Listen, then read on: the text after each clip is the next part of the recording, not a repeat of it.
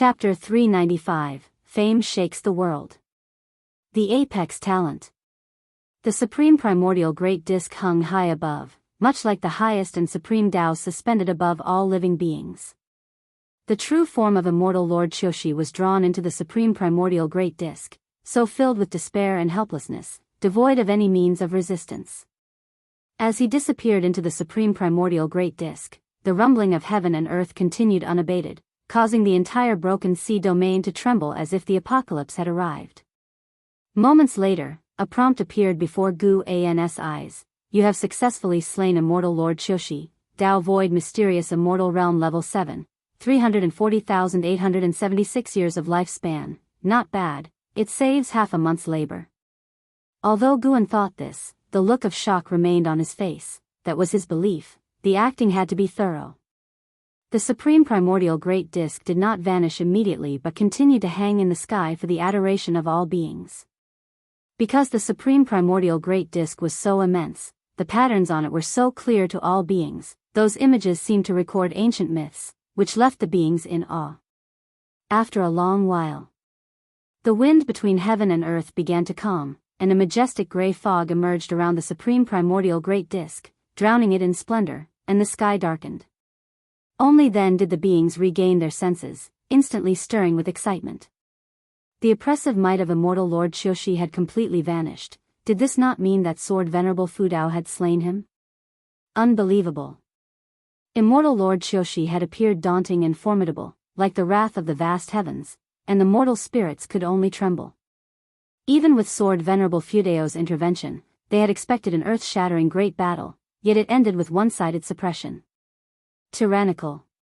Invincible. Even though they could not see sword venerable Fu Dao in person, this was the impression that the beings formed of sword venerable Fu Dao from witnessing the battle. The sky gradually brightened, and the dark clouds began to disperse, leaving no trace of the supreme primordial great disk as if it had never appeared. The third Medicine Valley was abuzz with noise, all disciples were excited. Guan briskly approached Ji Xiaoyu and eagerly asked, with your abilities, can you tell what realm sword venerable Fu Dao is in? Ji Xiaoyu looked at him, offering no reply. Sun and Moon Netherworld Emperor then took a deep breath and said, his realm is not something you should conjecture, boy, just be your mortal self, and do not involve yourself in great causes. Having said that, he vanished into thin air. Guan pretended to be astonished but felt secretly thrilled inside. Yes. This is the feeling. Though you look down on me, I shall wait for you on the immortal path, but whether you can make me see you, that's still to be seen. Guan turned to Ji Xiaoyu and asked, was he unsettled by sword venerable Fu Dao? Ji Xiaoyu nodded and said, indeed, sword venerable Fu Dao is powerful. I never expected there to be such a great cultivator hidden within the great heavenly spirit land. I even suspect what? Nothing, I'm going back to cultivate. As Ji Xiaoyu turned away and left, Guan cocked his head, feeling as though she too was provoked. Guan chuckled inwardly and then waited in place, feeling Shenzhen's presence, eager to hear how Shenzhen would boast about sword venerable Fu Dao. After 30 minutes, Supreme Sect remained noisy, and there were even many disciples kneeling at the heavenly repair platform in worship of the heaven-cutting axe. Inside the loft, Guan had a strange look on his face as he watched Shenzhen sketch the supreme primordial great disk on paper. He had a very subtle feeling that someone was spying on his path, and that person was Shenzhen. That is to say, Shenzhen's drawing concealed mysteries. He also pondered another question: if he could feel Shenzhen spying, then could the ancient beings depicted in her previous drawings sense her too? There was a time before when a drawing suddenly destroyed itself. Was that perhaps a warning? How about it? Impressive, right? Shenzhen saw Guan silent and proudly asked. Guan looked up at her and asked, aren't you afraid of displeasing sword venerable Fu Dao? Shenzhen waved her hand and said, how could that be? Sword venerable Fu Dao guards the Supreme Sect, and now I too am a disciple of the Supreme Sect. He is practically my martial master. How could he mind such things? Don't forget the existence of the heavenly repair platform. No one in this world has a broader heart than sword venerable Fu Dao. Well spoken, I like it. Guan then joined in the praises for sword venerable Fu Dao, catching Shenzhen in the act, who had long admired Sword Venerable Fudao, and today's battle had awakened the fervor hidden deep in her heart. It was not just them. Throughout the various oceans, continents, and islands of the Broken Sea domain, wherever there were living beings, they were discussing Sword Venerable Fudao. They preferred the name Sword Venerable Fudao over the Holy Court's Holy Sword. Moreover, the title of Holy Sword had been unilaterally announced by the Holy Court, and they had not heard of Sword Venerable Fudao accepting this title. The commotion at the Broken Sea domain was great, and even though Guan tried to contain it, the prior activities of the Autumn Evening Immortal Lord had already spread, causing various sects to start sending people to investigate. The impact of this battle was far from over. It continued to spread over the following years. The Autumn Evening Immortal Lord was no ordinary being. He was the highest realm faller of the Immortal Dynasty. When the news reached the Holy Court, the Holy Minister was greatly pleased. Ha ha ha, do you see? This is why I agreed to him not accepting the Chi fortune. When I met him, I felt he was extraordinary. Now it seems, he might very well be a free immortal. The Holy Minister stood on the high steps, laughing heartily with great passion. In the hall stood holy gods, holy kings, and other beings of the third grade heavenly position. They were all immensely shocked. The Autumn Evening Immortal Lord was an age-old being with unquestioned power, yet he was easily slain. How can you tell he's a free immortal? The divine thought true immortal could also kill the Autumn Evening Immortal. The key is you couldn't predict, couldn't see how he killed the Autumn Evening Immortal. Yang Xian Emperor must be furious now. I heard the Immortal Dynasty had previously also sent people to woo Sword Venerable Fudao. A free immortal? Who exactly is this divine personage? If he truly is a free immortal, his name must resonate through the ages. Could he be from outside heaven? But we need not investigate him. It would only push him towards the Immortal Dynasty. From his actions, this person has a compassionate heart for all living beings. Befriending him would pose no threat. The high ranks of the Holy Court discussed fervently, admiring Sword Venerable Fudao, which made the Holy Minister smile even more broadly. Their previous attempt to woo Sword Venerable Fudao had already caused discontent within the Holy Court, and with the court being suppressed by the Immortal Dynasty over the years, the Holy Minister felt deeply stifled.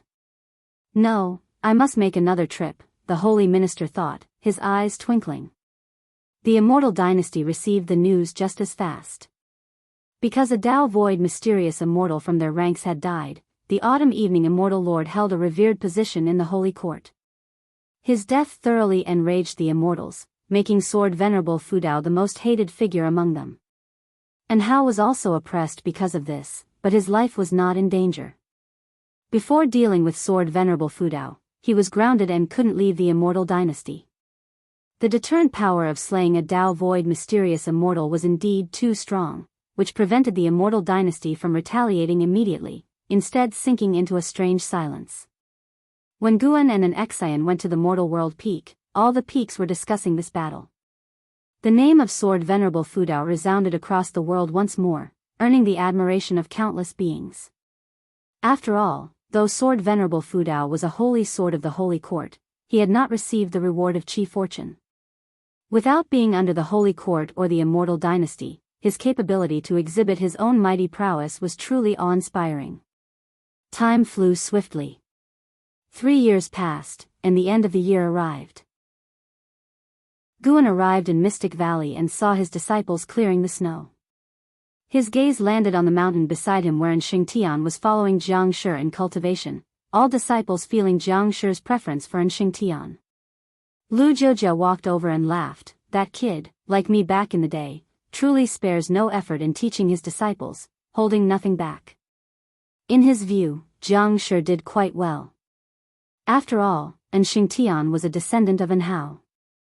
Regardless of Shengxian's achievements, he was at least forming a good bond with Hao. Guan nodded and said, "Call them both to my cabin in a while." With that, he walked toward his own pavilion. Soon, he arrived inside his house, rubbed his hands together, and then from his sleeves, he took out a book. A radiant smile appeared on his face as he muttered, Xiantiani, could you write a bit faster? You're really slowing down." It had been decades since the last volume of Green Hero Travelogue was released, and over those years, Guan had been eagerly waiting. He could have divined the contents of Green Hero Travelogue by divining Xian Tianyi, but he had chosen not to. After all, life should have some expectations, otherwise, time would pass very quickly. He sat in a chair and began reading the book. About 30 minutes later, Jiang Shi brought in Xingtian to Gu An's house. 20-year-old and Xingtian had even more of an house demeanor. Their facial features were nearly identical, which was probably why Si Yenner had relented. There had been other descendants of the Yin family asking her, but she had refused them all. Both of them bowed to Guan. And Xingtian curiously looked at Guan. Since entering the valley, this was the first time Guan had summoned him. Although he didn't think the nascent soul realm was very impressive, Jiang Shi always mentioned Guan was no ordinary man, which made him quite curious about Guan. Jiang Shi looked at Guan, his eyes concealing none of his admiration. Thinking back to that majestic scene 3 years ago, his heart surged with emotion. What loose immortal master must be Sword Venerable Fudao.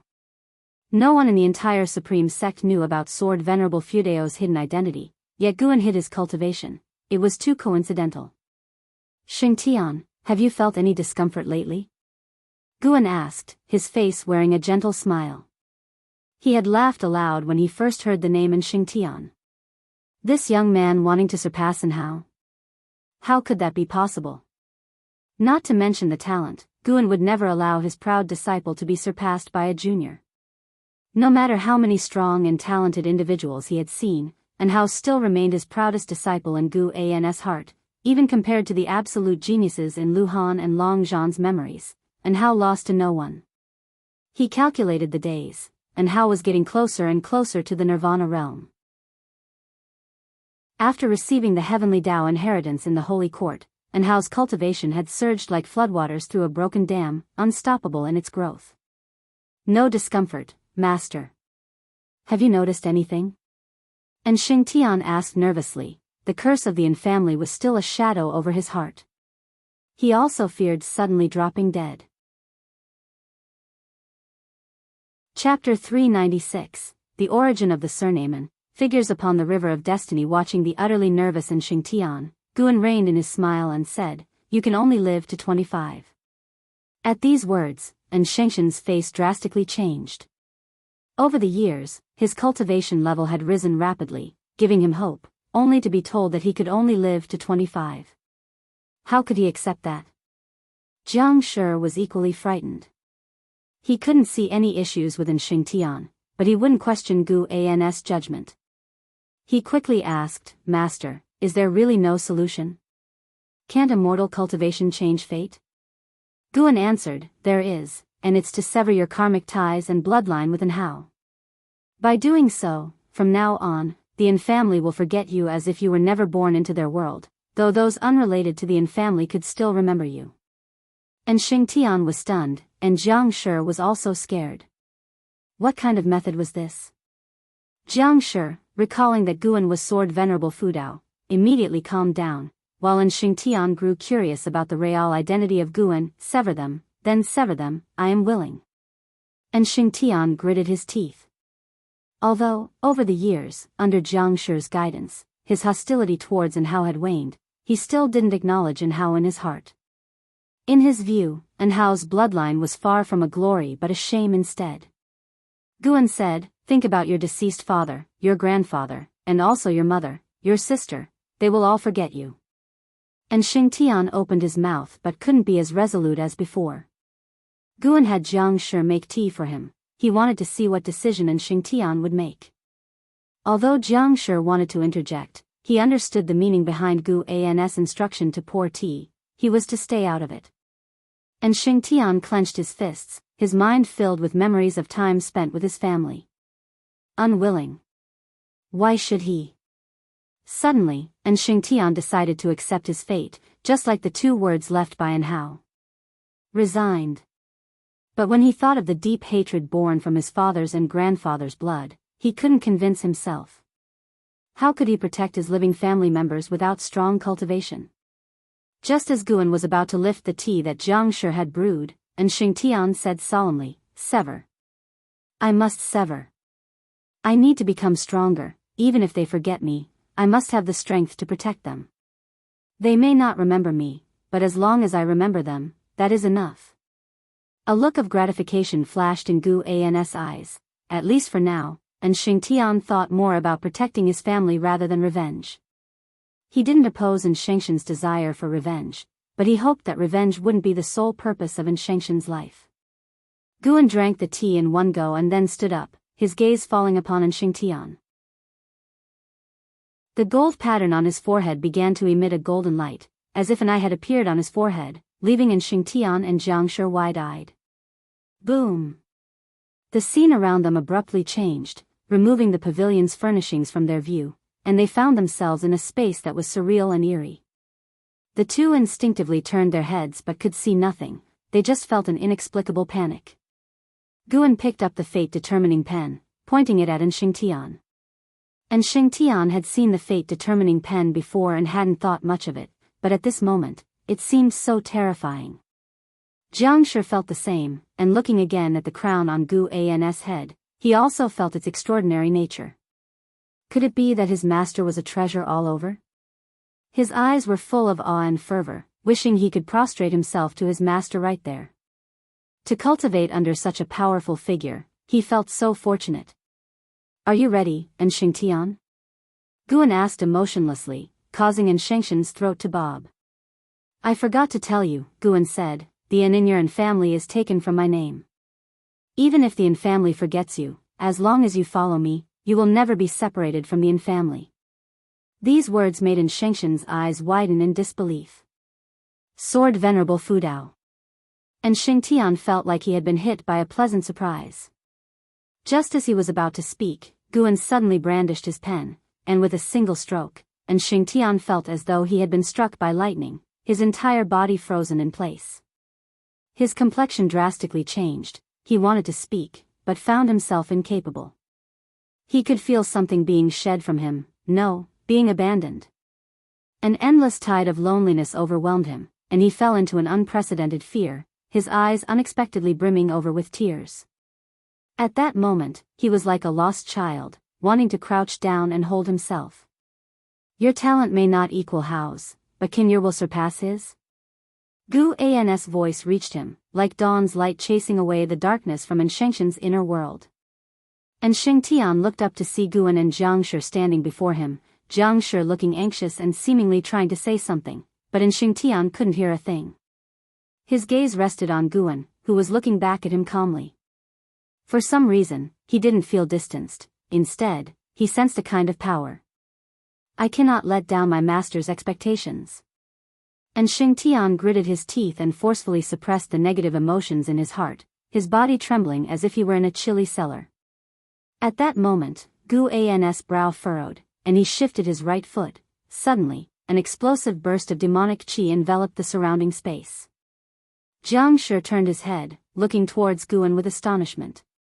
Guan remained silent, waiting for the threads of Shengxin's fate to be stripped away.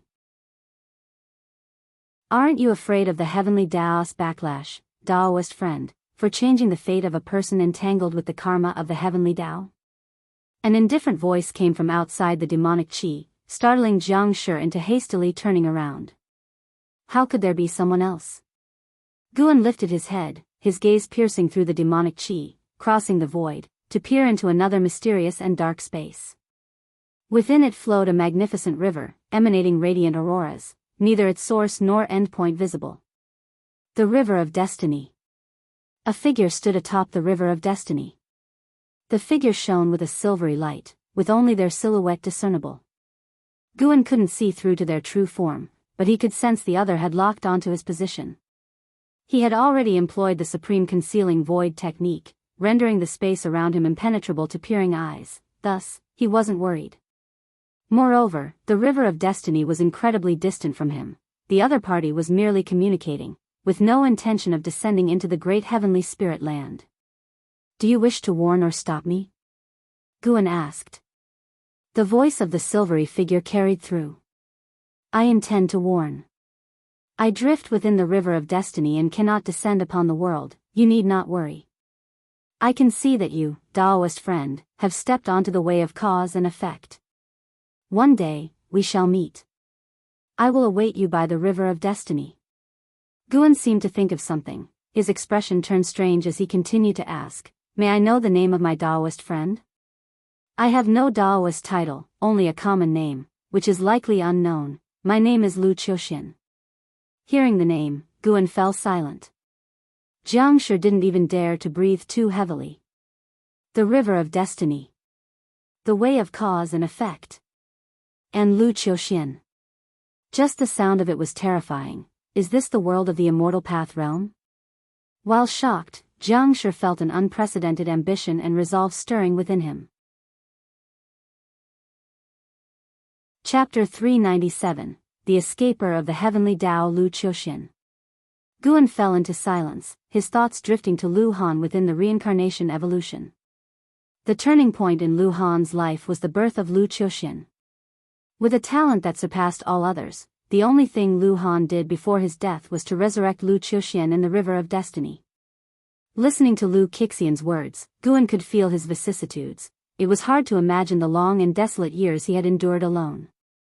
Having all of Lu Han's memories, Guan naturally felt differently about Lu Qiuxian. In his eyes, Lu Qiuxian was his son. Guan even speculated that the reason why reincarnation evolution came to be might simply be that it was originally real, just as the free immortal had to experience the reincarnation tribulation. The reincarnation tribulation of the free immortal would also lead to rebirth in different times and spaces, and the time span of reincarnation evolution was even larger, indicating a higher level of reincarnation tribulation. Guan reined in his thoughts and spoke, thank you for the reminder, Taoist friend. My name is Meng Lang. Should I have the chance to visit the River of Destiny in the future, we can discuss and exchange Taoist sorcery. Above the River of Destiny, Lu Qiuxian, emitting a silver glow, did not immediately respond. He stood there, like an afterimage, about to vanish into the torrent of destiny. After a while, all right. Lu Qiuxian agreed and then disappeared into thin air above the River of Destiny. Gu An's gaze shifted to Xingtian, watching as he detached from the causality of the Yin family. Jiang Shi's mind wandered, curious about Lu Qiuxian's cultivation level. Do not mention what just occurred to anyone, including Xingtian, Guan suddenly said. Upon hearing this, Jiang Shi hurriedly promised to keep the matter to himself. In fact, even without Gu An's instruction, he had no intention of sharing it with others. Witnessing such great power was his own fortune. How could he share it with others? Time continued to pass. And Xingtian was immersed in his own pain, unaware of what had just transpired. He could only make out the vague figures of Guan and another. He gritted his teeth and persisted as the memories of the Yin family in his mind became increasingly blurred, which frightened him. He could accept the Yin family forgetting him, but he could not forget them. If both sides forgot each other, they would truly become unconnected, which was not the outcome he desired. Master. Martial Master, and Xingtian gritted his teeth, his cry not for the Valley Master of Mystic Valley but for Enhao's Master, Sword Venerable Fudao. Focus your mind. As long as you miss them enough, you won't forget. Gu An's voice followed. He had his own motives, deliberately tempering Xingtian, hoping Xingtian would hold family ties in the highest regard to prevent him from opposing Enhao in the future. In his heart, Enhao was definitely more important. Without Enhao, there would be no Xingtian. Hearing Gu An's words, Xingtian persisted. Suddenly, with a boom, blood flame abruptly ignited on him. His body curled up and trembled incessantly. Guan raised his right hand, and a dark purple medicinal herb appeared, promptly turning into powder that hovered in his palm, forming a whirlwind. Jiang Shi couldn't help but fix his gaze on the whirlwind in Gu An's palm, curious about what Guan was about to do.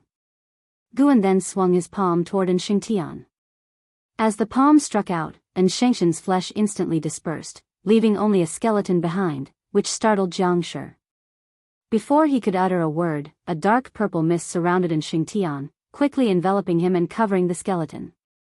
Jiang Shi looked intently, his hands clenched into fists inside his sleeves, his heart in turmoil. Fearful that Xingtian would die right there. The scene was too frightening. Flesh had dispersed in an instant. Could a person still live? The dark purple mist soon submerged the skeleton, billowing and slowly forming the outline of flesh. That is, Jiang Shi's eyes widened, his expression one of astonishment. Guan remained expressionless. This was a 9th-tier medicinal herb, which he had acquired at great cost. It contained vast spiritual energy, making the molding of a flesh body not challenging, as long as Shengxian's life force was controlled. If his soul had not left the body, it would be manageable. A new life and destiny, what path will you take from here? Guan wondered to himself, also contemplating whether Shengxian's maximum lifespan would increase. If it could, this act would also be a method of defying the heavens and changing one's fate. Inside the attic, Guan sat in a chair, his eyes filled with disappointment. Shengtian, Foundation Establishment Realm 8th floor 20/350/5000, his cultivation level had increased, as had his lifespan, but his maximum lifespan had not. That is to say, replacing bloodlines was not a way to change maximum lifespan. The concept of maximum lifespan became even more complex in Guan's eyes. Luckily, Shengtian was considered as having defied fate, breaking free from the destiny of the Yin family. Master, may I take him down? Jiang Shi, holding Shengtian and wearing an anxious expression, asked. Shengtian was covered in a robe for modesty and had not yet awakened. Guan nodded, and Jiang Shi sighed with relief, signaling that Shengtian was already out of danger. He immediately carried Shengtian away. After leaving the house, he also closed the door behind him. Guan then began to ponder about Lu Qiuxian. After Lu Han was executed by the Black Profound Emperor, how did Lu Qiuxian survive? There must have been many stories behind it. Meanwhile, thousands of miles away from the Supreme Sect, carriages progressed across the mountains. Si Yenner was meditating on the floor of a carriage when she suddenly opened her eyes, frowning. What's going on, this feeling, what exactly is it, why can't I remember? Si Yenner mumbled to herself, experiencing an inexplicable sense of emptiness within her. In the carriage behind her, a mother and daughter felt the same, clutching their chests in silence, sinking into an indescribable sadness, without understanding what was causing their grief. And Hao, who was far away in the immortal dynasty, sensed it too. He abruptly opened his eyes, his brows furrowed in concern. He looked towards the setting sun in the distance, his gaze filled with confusion. He sat meditating on a cliff, his body entwined with chains of golden light, unable to stand up. Who is trying to sever the karma with me? And Hao wondered in surprise, having delved into the way of cause and effect since he had received the legacy of the heavenly Tao. However, his understanding of the way of cause and effect was still weak, lacking the power to deduce its mysteries. As he couldn't figure it out, he attributed the penalization to the immortal dynasty, deciding not to dwell on it and continued his path enlightenment. Oppressed by the immortal dynasty, he did not panic, knowing that as long as his martial master was there, the immortal dynasty would dare not act rashly. He was also astonished when he heard that his martial master had slain Autumn Equinox immortal lord, having met the man whose formidable aura had made a substantial impression. It was unimaginable to Hao that such a powerful being would be powerless before his martial master. He found that no matter how powerful an entity he encountered, how profound a force's heritage was, those seemingly invincible and unconquerable beings were like nothing before his martial master. He could not fathom just how strong his martial master truly was. He even looked forward to how the encounter would unfold if Yang Xian Emperor, the current publicly acknowledged #1 under the heavens, were to face his martial master. He believed his martial master could also be the first under the heavens. Thinking of his martial master's strength, and Hao cast aside his distractions, feeling a surge of fervor. He wanted to catch up to his martial master as soon as possible. As the days went by, New Year's Day arrived in the blink of an eye.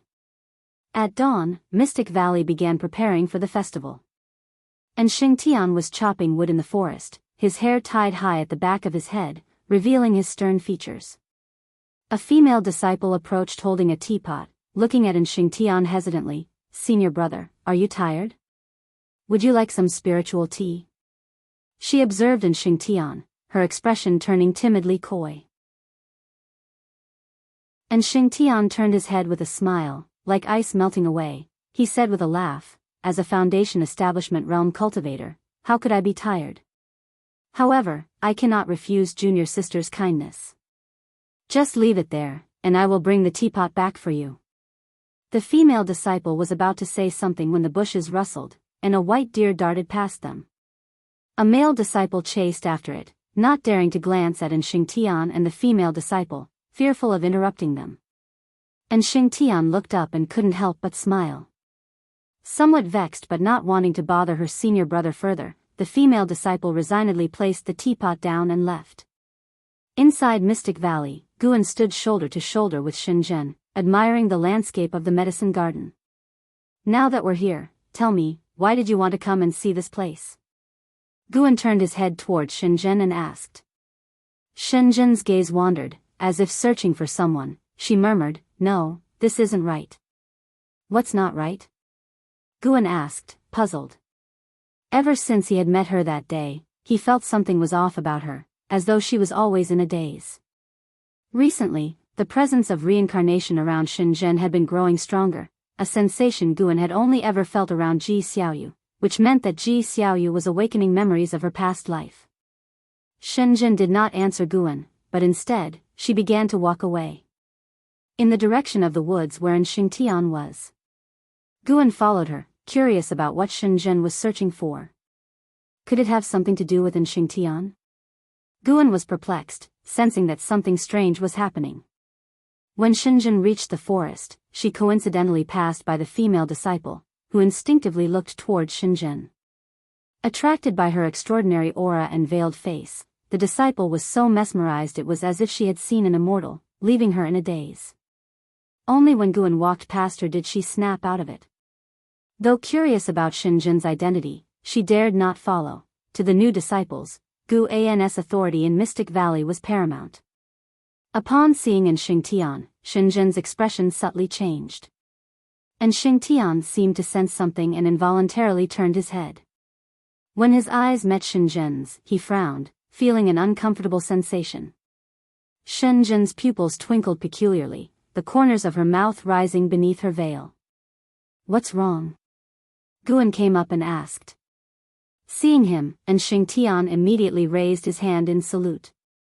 Ignoring Guan, Shenzhen said in a strange tone, "Those who evade the heavenly Tao, variables," and Shenzhen's frown deepened, suddenly feeling a chill that made him instinctively fear. Guan stood in front of Shenzhen and asked with concern, "Are you okay?" He reached out to touch Shenzhen's shoulder. Snap! Shenzhen suddenly grabbed Guan's wrist, her gaze turned sinister, and she spoke coldly, "I'm fine, don't touch me." Demon Shore has developed hostility towards you, seeking to annihilate you. Do you wish to use lifespan detection on it? Chapter 398, The Lifespan of the Free Immortal. Demon Shore? Guan had never heard this name before, so he immediately chose to perform a lifespan detection on it.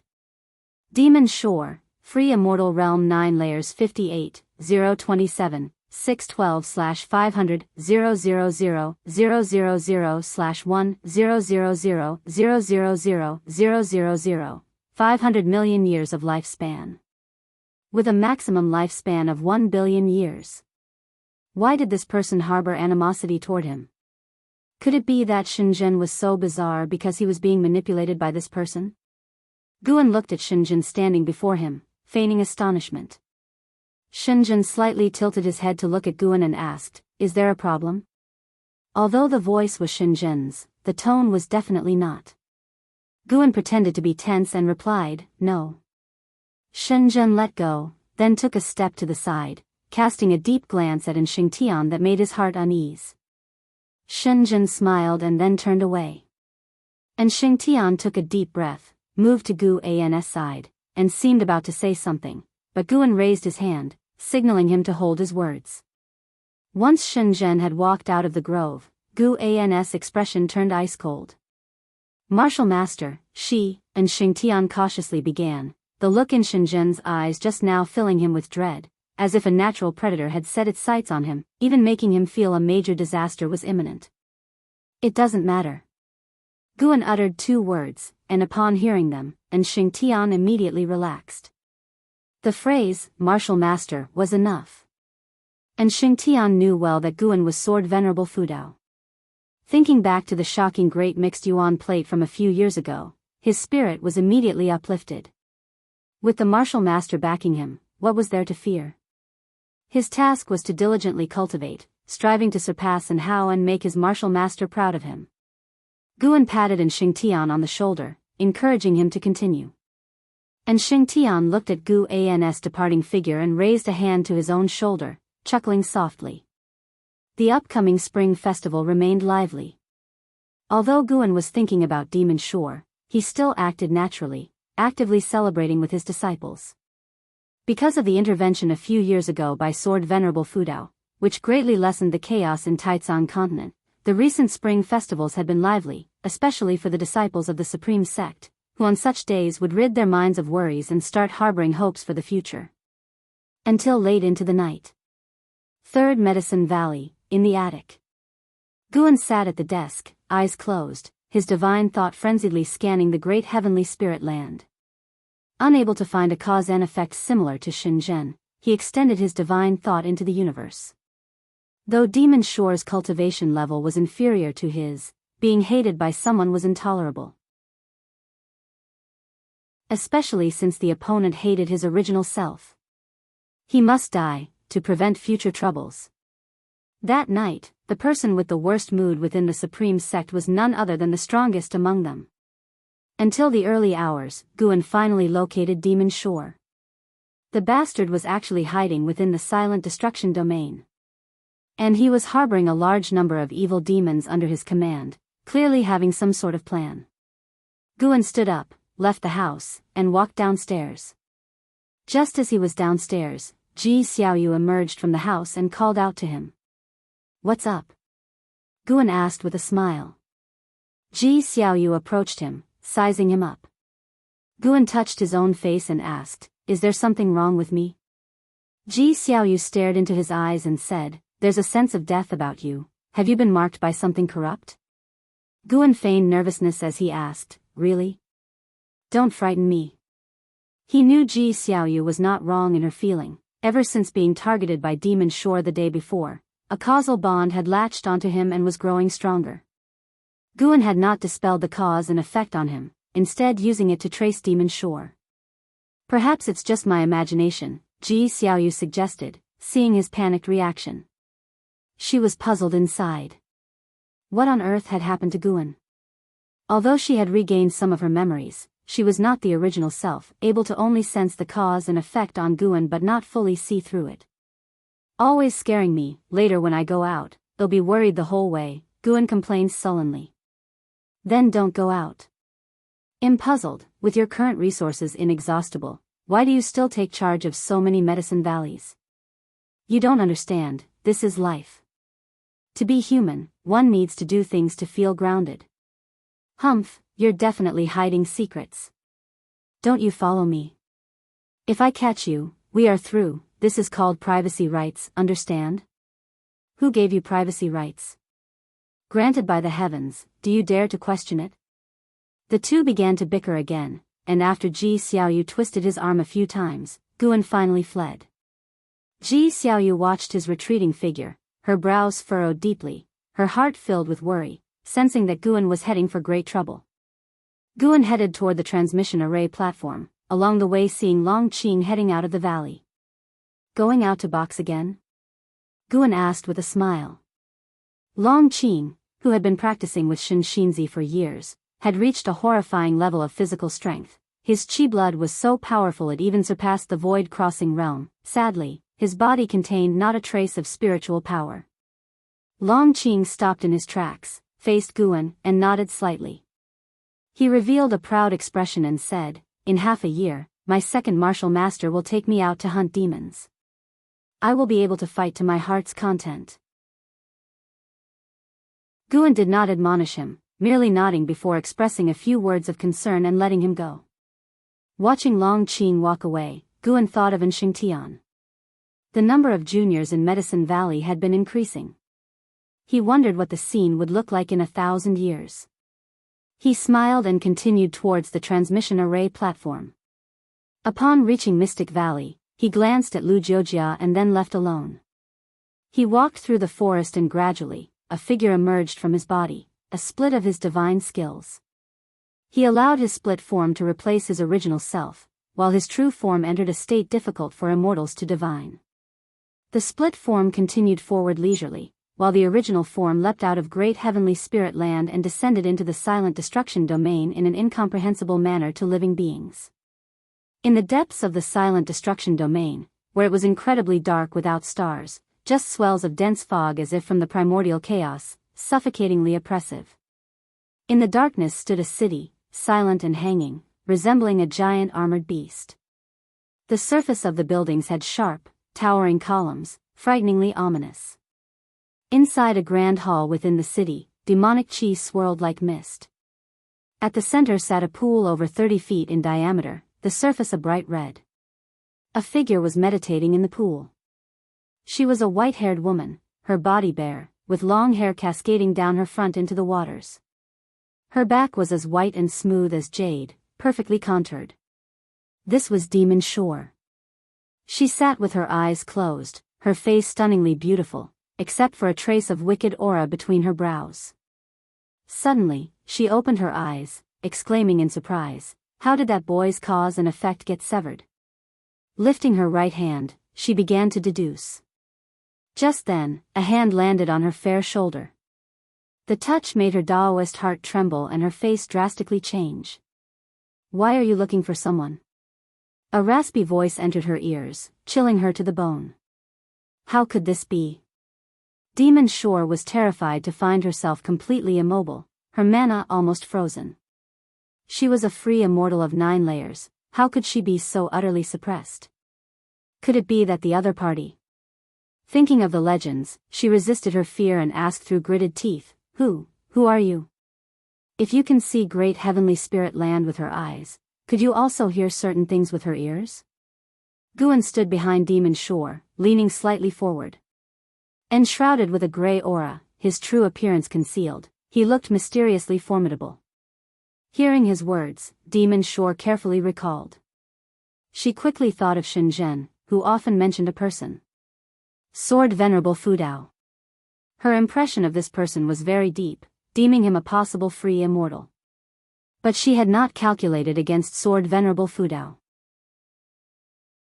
Though free immortals differed, she was one who had stepped into reincarnation tribulation, even if not yet successfully, but at least she was trying. Sword Venerable Fudao, why? The longer Gu An's hand pressed down, the more frantic she became. In her perception, Gu An's Tao level was unfathomable, and compared to his, her way of cause and effect was insignificant. Guan could feel her fear. He deliberately gave her time to experience panic, fear, and regret. After all, Guan had been worried about her hostility all night. Killing her directly would be too lenient. He gazed down at Demon Shore, taking in her entire form. Nice skin, too bad she provoked him. Die. Gu An's gaze intensified, as he furiously infused his divine thought into her body, impacting her soul, probing her memory. Demon Shore's body trembled, quickly settling into calmness. The grand hall fell silent, even the swirling demonic chi halted. After a long while, Guan withdrew his divine thought, exerting a slight force with his right hand. Demon Shore instantly turned into ash, a shockwave spreading that caused countless tiny stars to appear in the demonic mist. Those were the shattered remnants of Demon Shore's Tao. Guan pondered over Demon Shore's memories, filled with emotion. So the reincarnation tribulation held such mysteries. Demon Shore was not only reborn herself but also could choose a mortal for rebirth. Shenzhen was her choice, and she chose him after he had grown up. The reason for choosing Shenzhen was his innate talent for the way of cause and effect and the uncertainty surrounding him. Demon Shore couldn't see why the uncertainties around Shenzhen originated, initially not even considering Sword Venerable Fudao. Until years ago, during the Supreme Chaos Disc, she confirmed that Sword Venerable Fudao was the uncertainty surrounding Shenzhen. She was surprised but not shocked. Until An Xingtian appeared, using Shenzhen's body, she sensed its cause and effect and was instantly moved. She even wanted to usurp in Shengshen's body. Thinking of the seductive she-demon becoming a man, Guan felt somewhat awkward. Fortunately, in Demon Shore's memories, she was always a woman, otherwise, he would feel awkward seeing Shenzhen in the future. You have successfully seized 61,098,203 years of lifespan from Demon Shore, free immortal realm, 9 layers.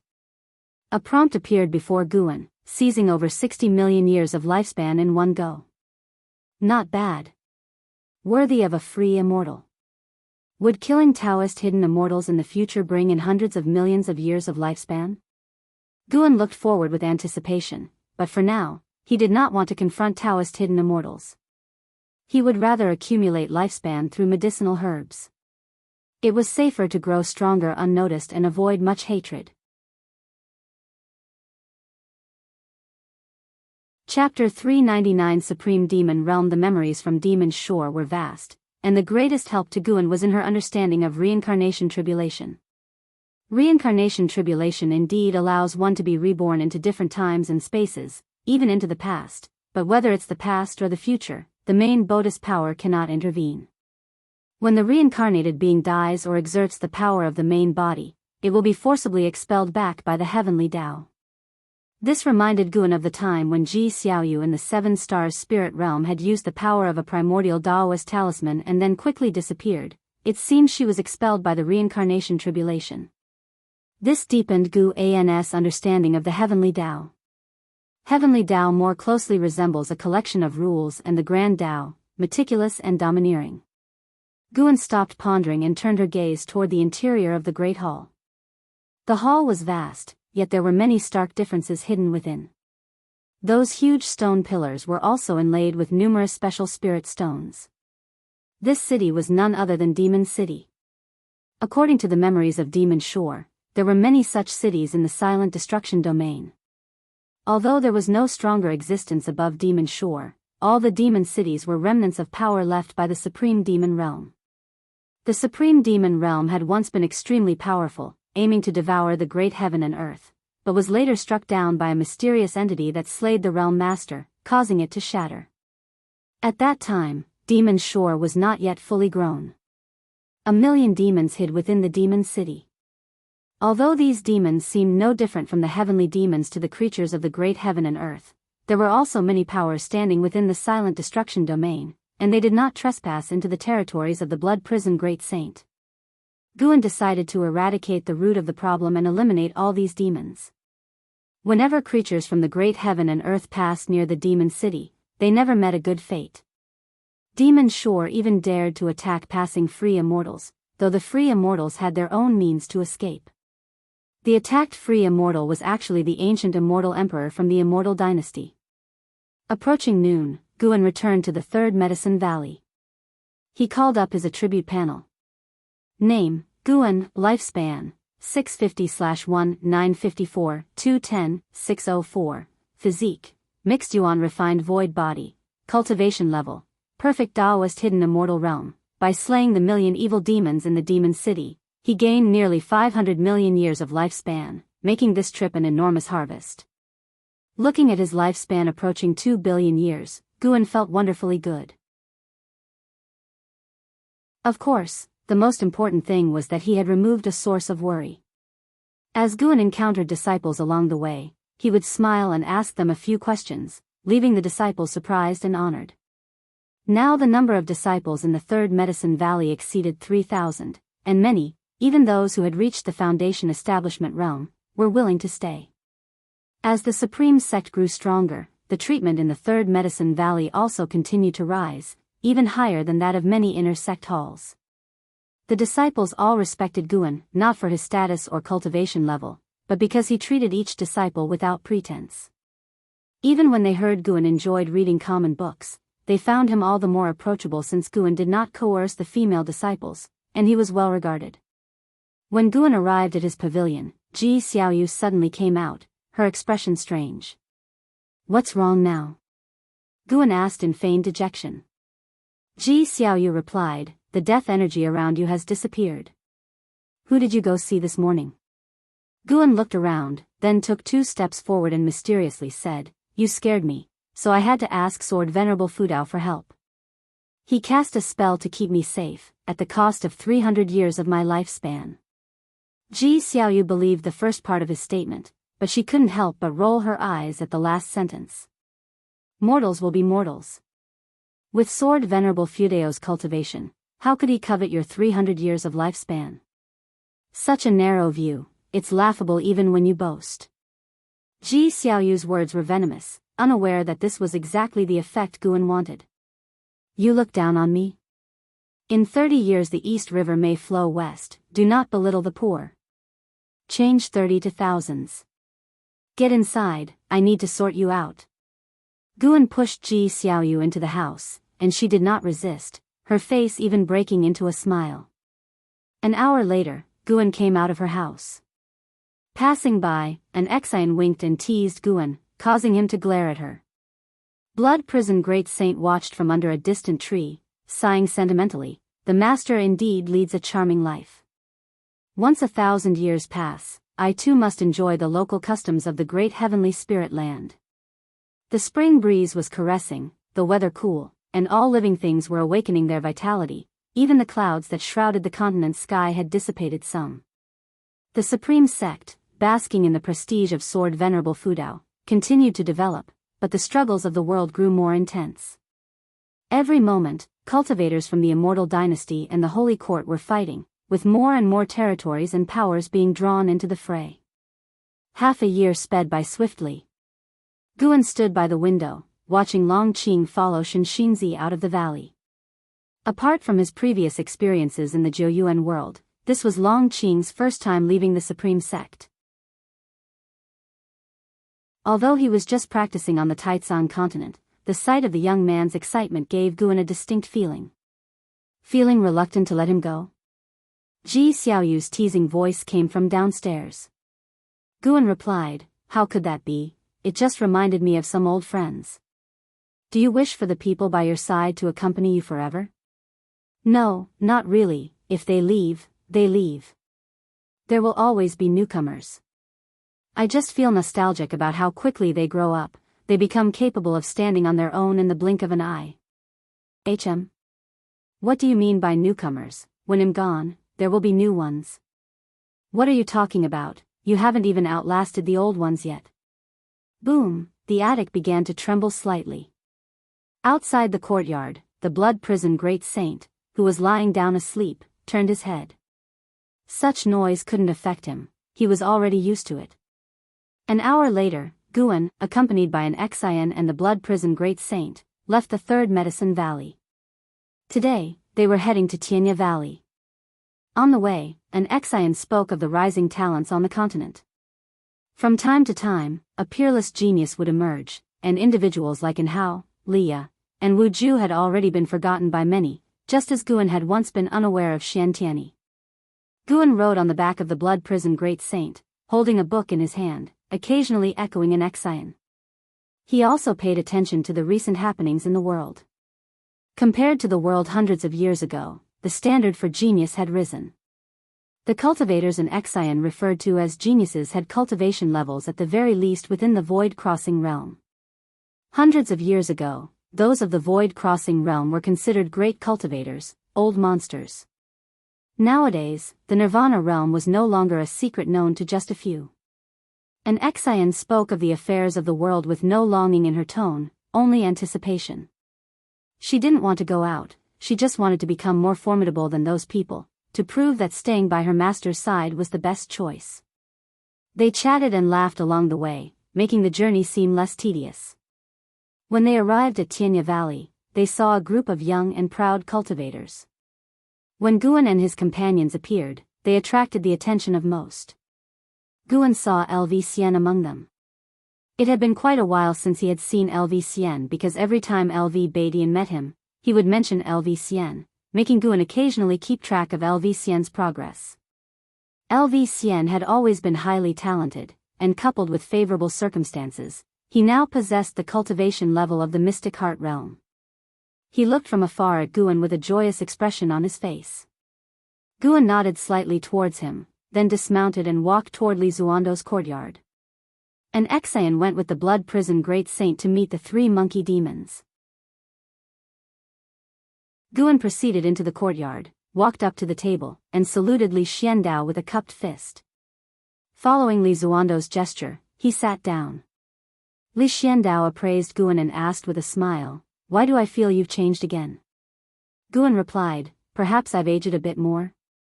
As Guan grew older, his relationship with Li Xiandao became less about seniority and more like that of equals. It wasn't that Guan's outward cultivation was particularly strong, but both were several centuries old. Their life journeys were continually advancing. For those who lived for thousands or tens of thousands of years, people aged 500 to 1,000 years were considered peers, and this concept subtly influenced them as well. The two exchanged pleasantries, having not seen each other for many years. LV Xian was a supreme talent, and so was Li Xiandao, whose cultivation had reached the Mahayana realm. His Mahayana realm cultivation had outstripped LV Badian, who used to have a higher cultivation level than Li Xiandao but had failed his tribulation crossing and remained at the 9th layer of the unification realm. Seeing Li Zuando's growth rate, Guan felt gratified. After all, they were comrades in the Tao, and how could he not be delighted to see his Taoist friend's progress? How many of his old companions would still be alive in 10,000 years, Guan was not sure, but he felt that Li Xiandao had a strong chance. Ancient emperors of tens of thousands of years were not unheard of. Just look at the Yang Xian emperor of the Immortal Dynasty, or Shengtian of the Holy Court, all of whom ruled for more than 1,000,000 years. After chatting for a while, Li Xiandao suddenly sighed. How many years will it take for the Taizong dynasty to become an existence like the Immortal Dynasty? The current chaos in the world is the best opportunity, but it's a pity we are not strong enough and might miss such a chance. The dynamic of the world changed day by day, but a dynasty's accumulation could not speed up as quickly, which made Li Xiandao anxious. If they missed this chance and a new ruler emerged, the Taizong dynasty would never have its day, at best dominating only a single region. Guan hadn't expected that Li Xiandao would actually harbor ambitions to replace Yang Xian Emperor and Shengtian. That was quite daring. Given Li Zuando's position of power, he surely understood the strength of the Immortal Dynasty and the Holy Court. For others, faced with such a gap, they would only feel envious or awed. As for replacing them, how could one even think of that? What if this chaos lasts for many years? This is a chaos that affects the entire world. Compared to the world at large, isn't the Taizong continent minuscule? Guan consoled. Li Xiandao looked at Guan and suddenly asked, if there were a very powerful force that could aid me, but accepting their help could be a hidden danger in the future, what would you choose if you were the emperor? A very powerful force? Guan silently reasoned, instantly realizing that the force Li Xiandao mentioned was a great sect, one of the leading sects in the mortal world. They chose the Taizong dynasty with the aim of establishing a relationship with Sword Venerable Fudao. If they could control the Taizong dynasty, they would have better grounds and opportunities to contact Sword Venerable Fudao. In their eyes, Sword Venerable Fudao had the qualifications to contend against the Yang Xian Emperor. This was an indispensable force for them, aspiring to surpass both the Immortal Dynasty and the Holy Court. Without free immortals, how could one dream of unifying the world? After Guan had calculated the variables, he responded, "It all depends on what you truly want, whether you wish for peace for the people of the world or if you desire to realize your own ambitions more." Chapter 400 Immortal Legacy. All Living Beings. Aspirations. Li Xiandao fell into deep thought, and Guan did not offer his own opinion, since both choices had pros and cons for the common folk. To remain content with the status quo would invite future crises. To be discontent would make life harder for the current and future generations.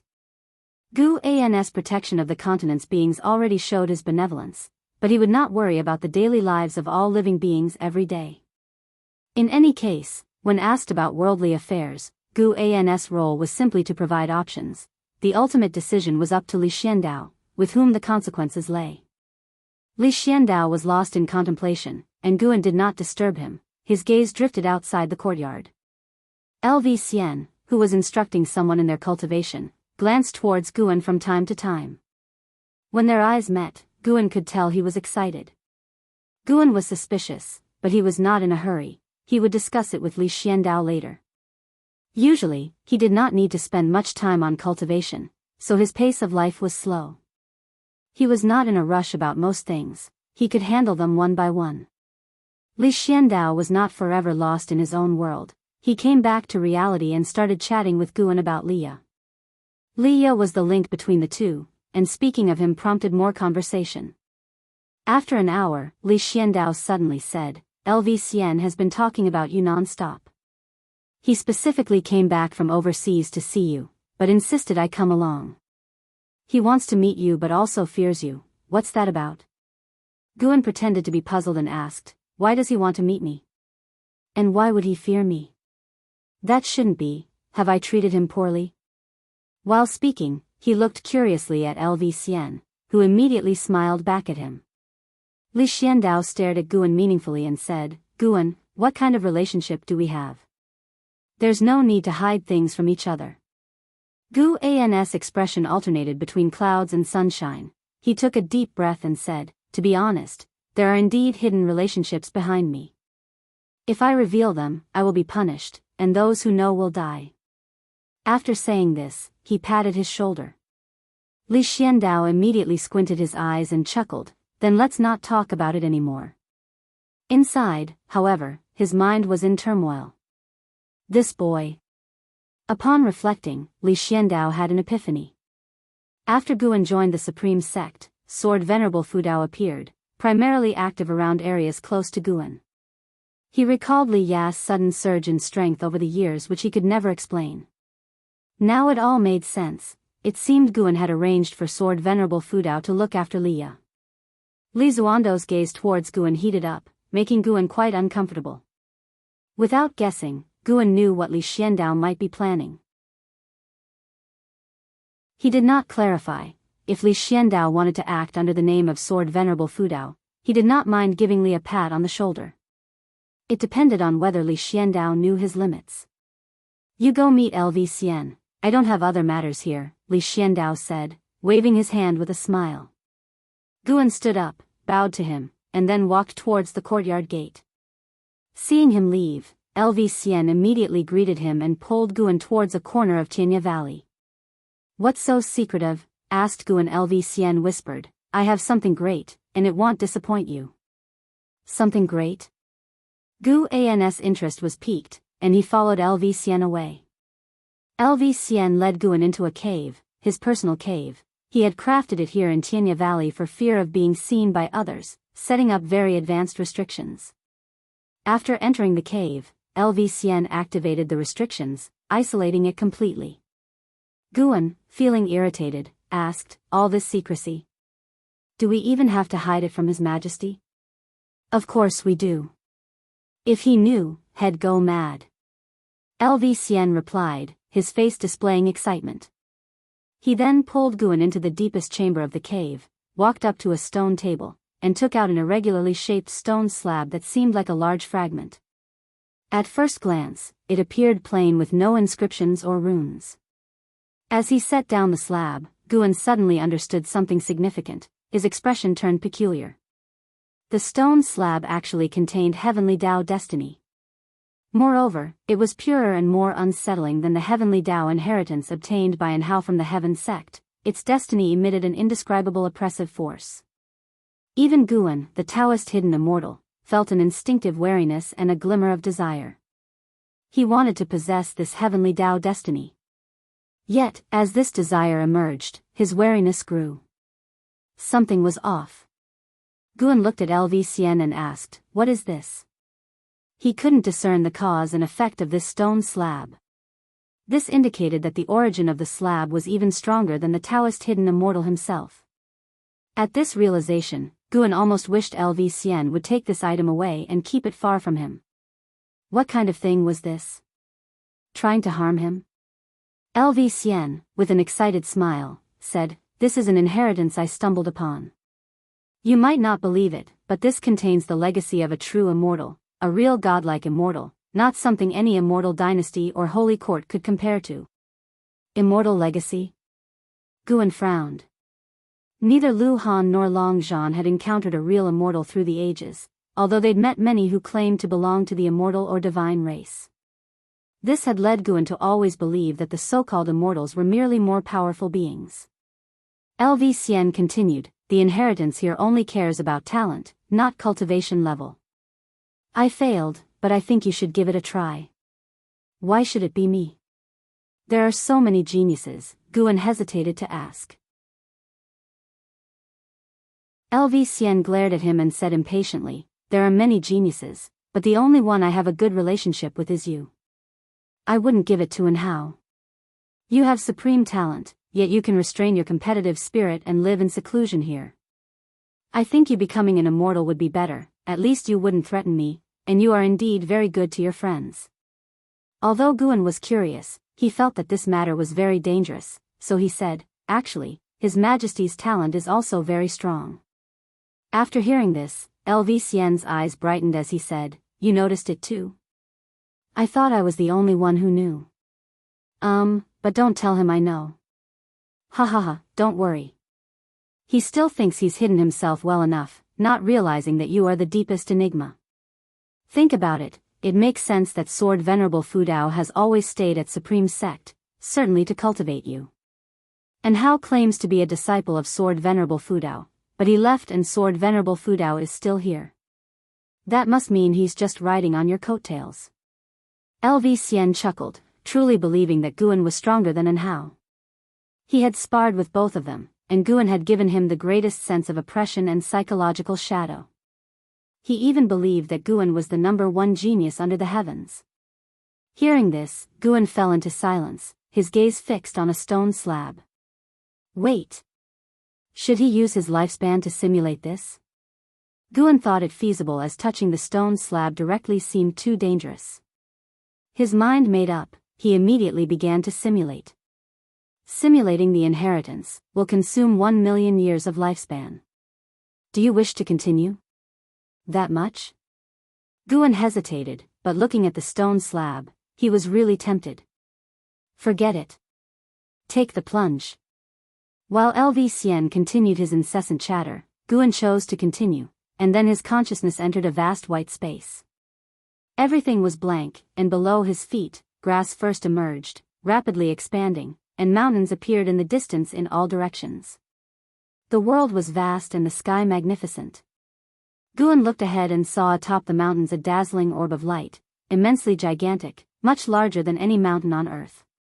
Within the light orb, there stood a towering figure, 10,000 zhang in height, adorned in armor, wielding a divine weapon, exuding a domineering aura that overwhelmed all living beings. Upon seeing this figure, Guan felt threatened, and he couldn't help but think of Black Profound Emperor, whom Lu Han encountered, and Annihilation God Emperor, whom Long Zhan encountered. Their auras were similar. What realms were they actually in? Mortal spirit, having seen the heavenly Tao, why not kneel? A majestic voice rang out, but Guan did not kneel since it was just a simulation, and he asked, what inheritance is this? This is the heavenly Tao immortal position inheritance. To gain my approval, you must defeat me. Defeat? Guan was surprised internally. Facing this entity, LV Xian surely had no chance at all, let alone even the desire to fight. Wait, LV Xian said that the inheritance only looked at talent. Could it be that facing different inheritors, this entity's cultivation level might also change? LV Xian failed against an existence a great realm higher than his own. He was now facing an existence a realm higher than Taoist hidden immortal. No wonder it felt dangerous, yet not hopeless. What is heavenly Tao immortal position? Guan pressed on. The other did not respond. Guan asked other questions, but no matter what he asked, there was no response. Forget it. Then fight to see if he had the strength to pass the inheritance test. Inside the cave, LV Xian gestured to Guan, whose eyes suddenly became clear. What were you thinking about? I asked you several times, and you didn't respond, LV Xian said with dissatisfaction. Guan smiled and replied, nothing much, I was just wondering whether there really are immortals and gods. He had passed the test. It had to be said, that entity was indeed formidable, Guan had to use dozens of moves to completely vanquish it. Yet even after the victory, Guan still hadn't figured out what the heavenly Tao immortal position was. But one thing was certain, the stone slab inheritance could see through his true cultivation level. If there was an immortal god power behind it, that power could also understand his true strength through this stone slab. The last thing Guan wanted was for his true cultivation level to be seen through. Forget it, I can't accept it. But don't worry, I won't tell anyone, Guan shook his head. LV Xian's eyes widened as he said, this is an immortal god inheritance. If you succeed, you will soar to great heights. Guan replied, I only trust the mana that I have cultivated myself, not that given by others. If so, I would certainly be controlled by others at the risk of my life and freedom. Hearing this, LV Xian furrowed his brows. He had to admit, Guan made a good point. With that statement from Guan, the excitement in his heart began to subside. He looked at the stone slab on the table and said in a low voice, well said, perhaps failing the inheritance was a blessing in disguise.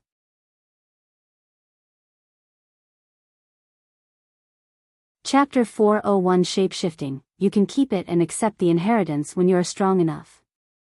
Guan stared at LV Xian, speaking earnestly, fearing that LV Xian would forsake his greatest opportunity. At the moment, the heavenly Tao immortal position proved stronger than the Holy Court, the immortal dynasty, and even the silent destruction domain. As immortal, if LV Xian missed it, finding a stronger chance in the future would be almost impossible. LV Xian couldn't rely on stealing lifespan to become stronger like him. LV Xian raised an eyebrow and said, what do you mean, you think I can't rely on myself? You can't, at least not beyond this inheritance. Bullshit. LV Xian erupted in fury, his terrifying aura exploding like a volcano, startling the entire Tianya Valley. Suddenly, Guan raised his hand and pressed it on his shoulder, instantly dispersing his aura. LV Xian's eyes widened. He knew Guan was definitely stronger than himself, but to be suppressed so easily, rendered unable to move. In that moment, he recalled a duel between them hundreds of years ago.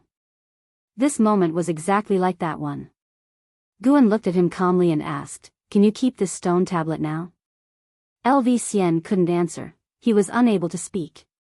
Just blink if you agree. Hearing Guan's words, LV Xian blinked frantically. Guan withdrew his hand, and LV Xian breathed a sigh of relief, gasping for air. He looked at Guan with fear. He had learned from Li Xiandao that Guan was younger than him, yet how had he cultivated to such a level?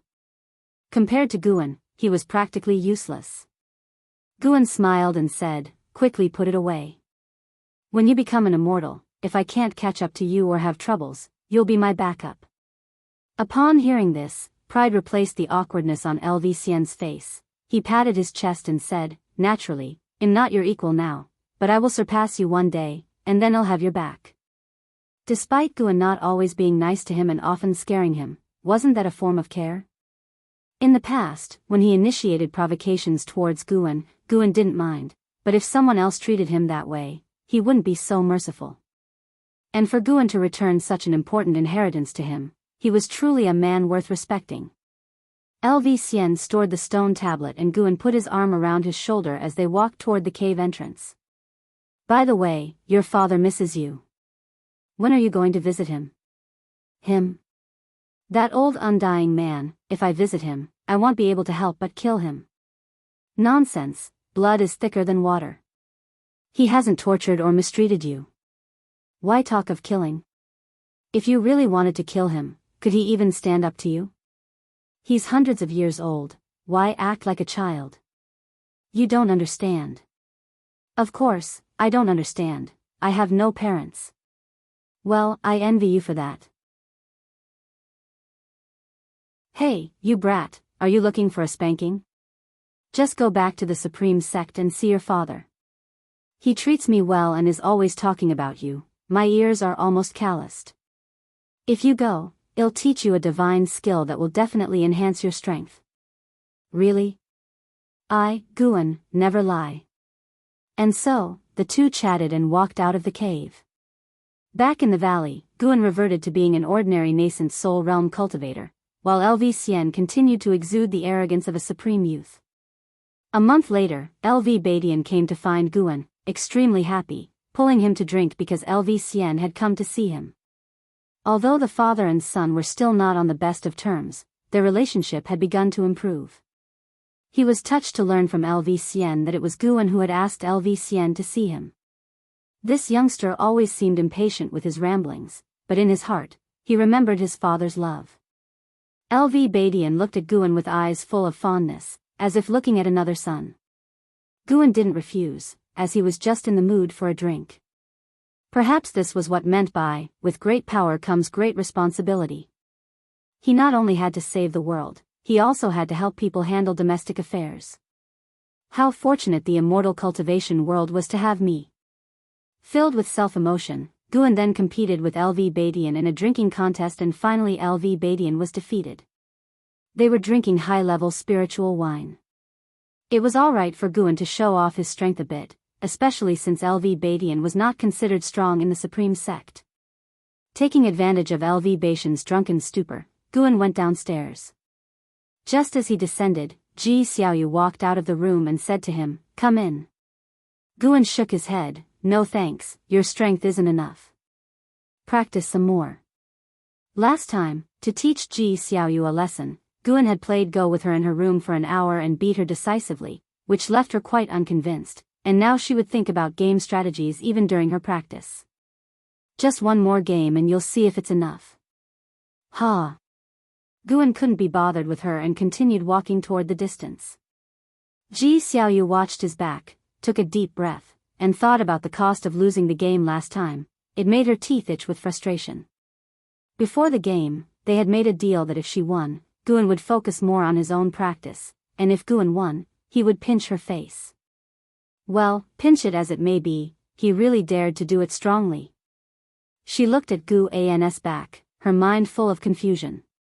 Why in the world was his Go skill so strong? She finally understood why Nine-Finger Divine Lord couldn't maintain his composure in the Immortal Path realm when facing Guan. After walking some distance, Guan leaped up, aiming for the outer gate city. It had been ages since he last strolled in the city. Today, he might as well reinforce the sword intent on the heavenly repair platform. Too many people had been comprehending his sword intent, causing it to continuously weaken. Recently even a divine immortal of wondrous Dharma had come to study it. Time flies. In the blink of an eye, another decade passed. That day. In the deep sea, hidden spirit palace.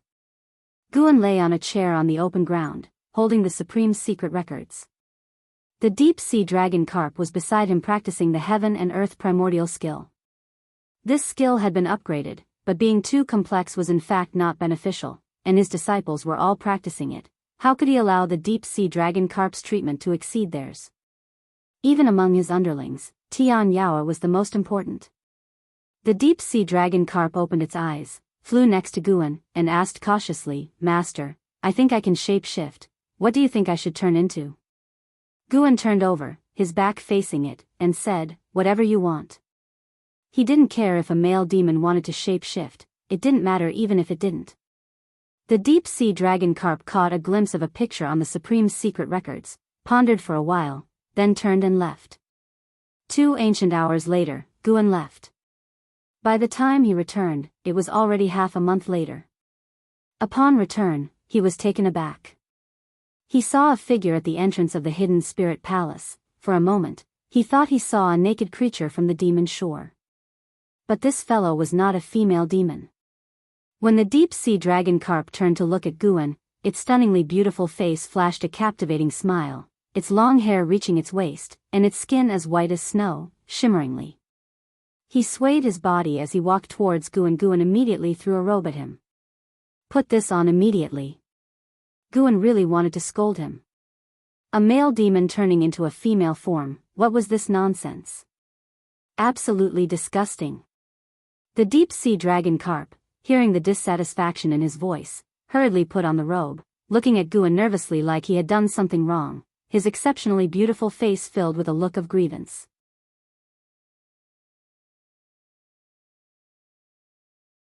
Chapter 402 Future. After a bit of tossing and turning, Guan looked at the deep-sea dragon carp, robed in white, and still felt awkward about it.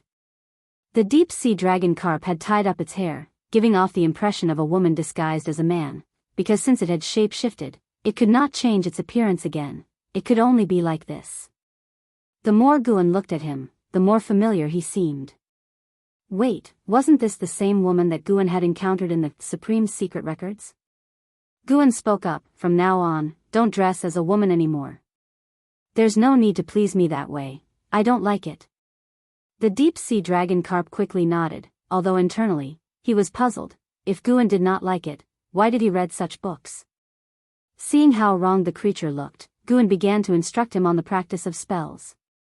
Hearing that there were spells to practice, the deep-sea dragon carp immediately perked up, sweeping away his feelings of aggrievement and simultaneously gaining some insight. Although the shape-shifting of the deep-sea dragon carp was absurd, it didn't affect Guan's life. He already had 3 female demons, and no matter what form the deep-sea dragon carp took, it couldn't pique his interest. After spending half a day in the hidden spirit palace, Guan then went to the heavenly Phoenix Mountain, where he could harvest a batch of high-rank medicinal herbs from the outer world cave, which should grant him tens of millions of years to his lifespan. There was no distinction between day and night in the outer world cave. After harvesting the herbs, Guan began to instruct the 3 female Tian Yaoer on their cultivation. Years had passed, and Tian Yaoer's cultivation level had reached the 9th layer of the mystic heart realm, and she was soon to assault the Mahayana realm. Her talent was exceptional, and with the abundance of high-rank medicinal herbs shared by Guan, her progress in cultivation naturally soared. Tian Qing and Tian Bai were less gifted than her and had just broken through to the unification realm. Their pace of cultivation was already fast, at least faster than that of demons, whose cultivation was not as quick as that of cultivators of human race. The demons' advantage lay in their long lifespans, but under Guan's care, the 3 demons' cultivation speed was comparable to that of top human prodigies. After sparring for an ancient hour, the 3 demons were depleted of their demonic power. Their demonic power was considered abundant within their respective realms, but facing Guan, they had to go all out. Watching them exhausted, lying on the ground, drenched in sweat, Guan hovered midair, pointing out their weaknesses. After a while, the 3 demons gathered around him, inquiring about the outside world. They still vividly remembered the recent attack by the Immortal Lord during the Mid-Autumn Festival, his booming voice and imposing pressure. They were curious about the types of changes unfolding in the outside world. The Immortal Dynasty and Holy Court are fighting fiercely. Not long ago, I heard that an immortal spirit effortlessly moved an entire sea area with one hand, with billions of creatures at his mercy. He fought against the great cultivator of the Holy Court with the ocean in his grasp. It was earth-shattering. Guan casually picked an event to recount, listening intently as the 3 demons did. What he spoke of were actual events. As time passed, casualties of the Immortal Dynasty and Holy Court escalated, deepening the hate between them. If this continued, a battle that would sweep across the great heaven and earth was inevitable. Guan had calculated somewhat, fearing that the fight might cause heaven and earth to split apart, but with so many variables, he couldn't clearly discern all the choices of the free immortal or predict what was within the reincarnation tribulation of Xingtian.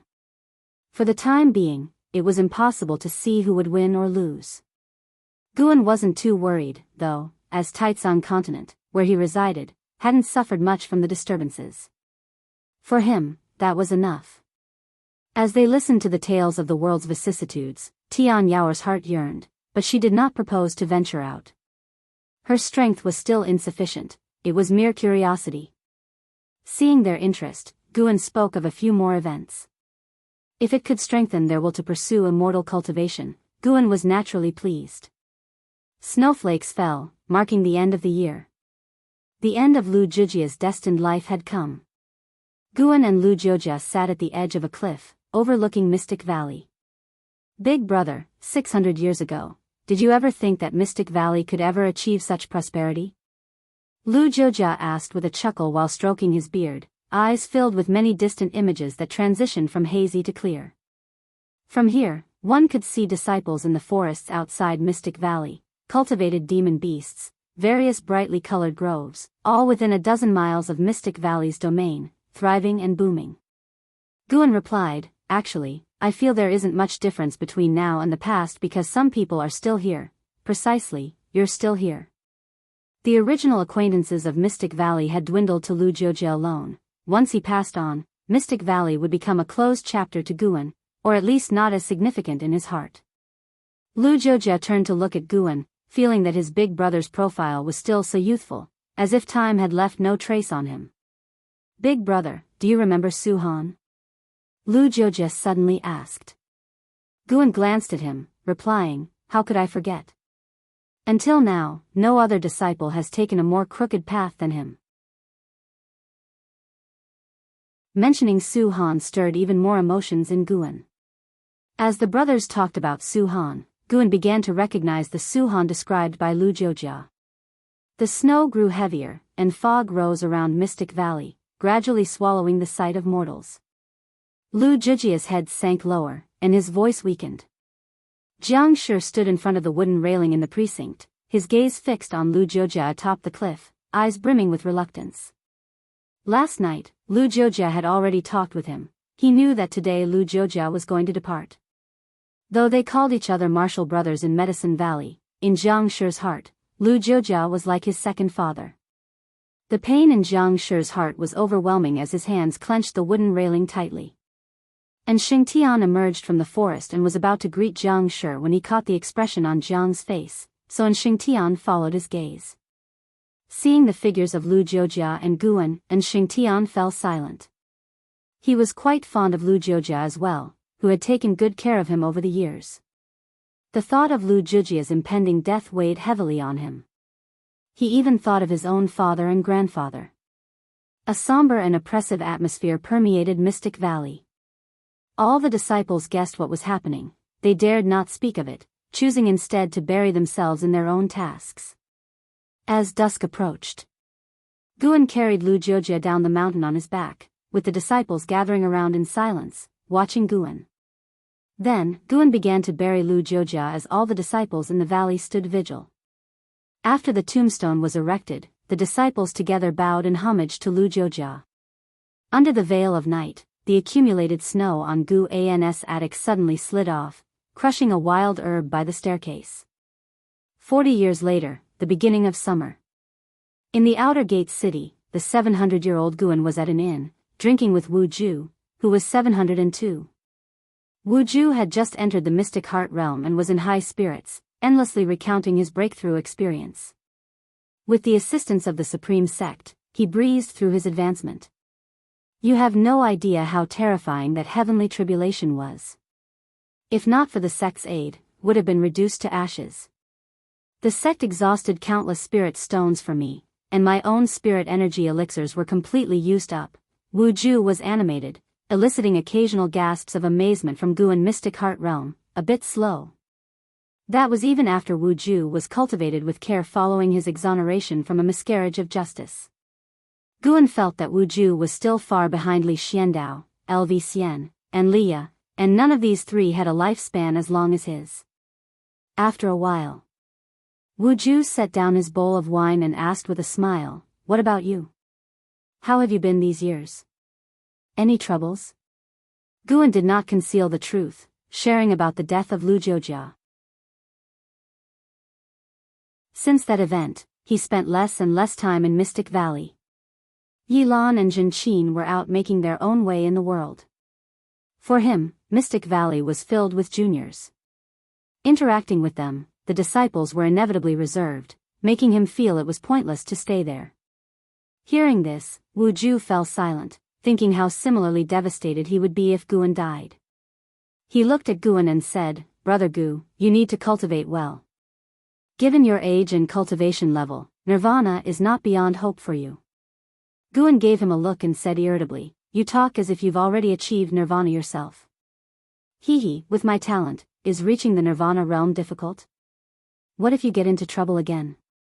Inside the Supreme Sect, I might be able to figure something out, but outside, who could help you?" Guan shook his head, making Wu Ju feel awkward. He couldn't out-talk Guan, so he simply poured more wine. "This brat dares to mock me, today I must get you drunk." Wu Ju thought so to himself. He then ordered the inn to serve their most expensive spiritual wine. 2 hours later, Guan settled the drunken Wu Ju into a guest room and then descended the stairs himself, mounting the blood prison great saint and continuing his stroll.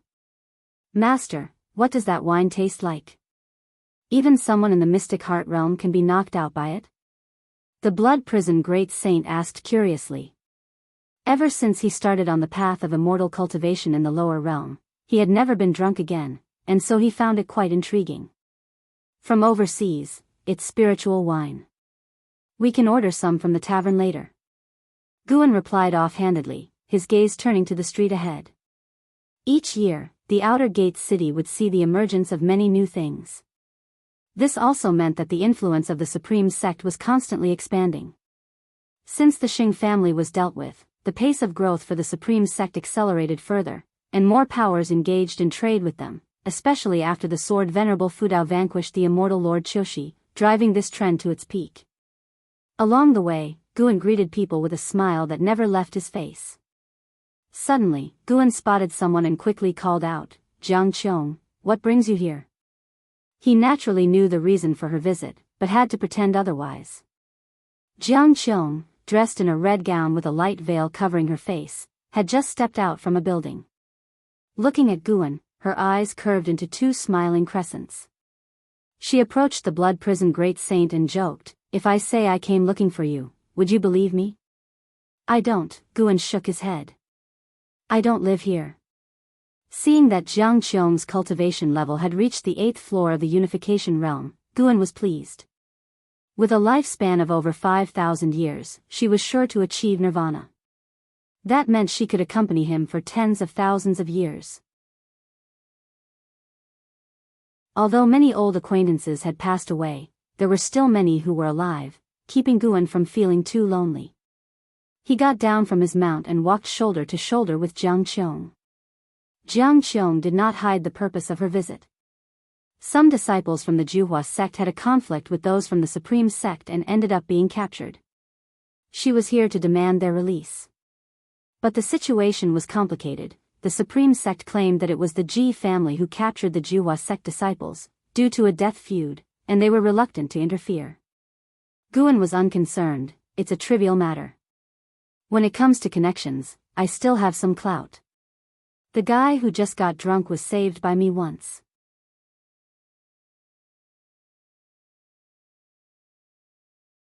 Chapter 403 Heavenly Tao Merit, is that so? "Then I'll wait for you to help me," Jiang Qiong said to Guan, her smile all crinkles. Guan glanced at her and said, "Hold on, your real purpose isn't targeting the Ji family again, is it?" "Humph, with all the people coming and going, aren't you afraid of being overheard by the Ji family?" Jiang Qiong sneered. There were indeed many people on the street, but there were just as many who talked big like Guan, so he was not afraid at all. "Within the Supreme sect, who would dare to make things difficult for me?" Guan declared with feigned arrogance, then immediately flashed a smile and greeted someone who was approaching. Watching the adaptable Guan, Jiang Qiong couldn't help but want to laugh. After Gu An's acquaintance had moved on, Jiang Qiong teased, "You know, I've heard that sect master LV wants to groom you as the next sect leader.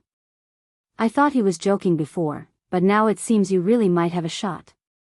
Guan shook his head and said, "Forget about it, he hasn't mentioned this for many years." Since the integration of the overseas cultivators, LV Badian rarely brought up the position of sect leader. It wasn't that he was reluctant to let go, but rather, he increasingly found himself not his own master, with the power of the sect leader being diluted. Moreover, appointing Guan as sect leader would only bring trouble to Guan. "You're just not diligent in your cultivation," Jiang Qiong said irritably. Over 600 years ago, she had noticed Gu An's extraordinary talent. Unfortunately, no matter how much she persuaded him, the lad was content to linger in the medicine garden, idly while away his days, fond of reading leisurely books, unwilling to cultivate diligently. "What do you know? My approach is also a form of cultivation. You'll understand sooner or later. Qi absorption cultivation is the most foolish method.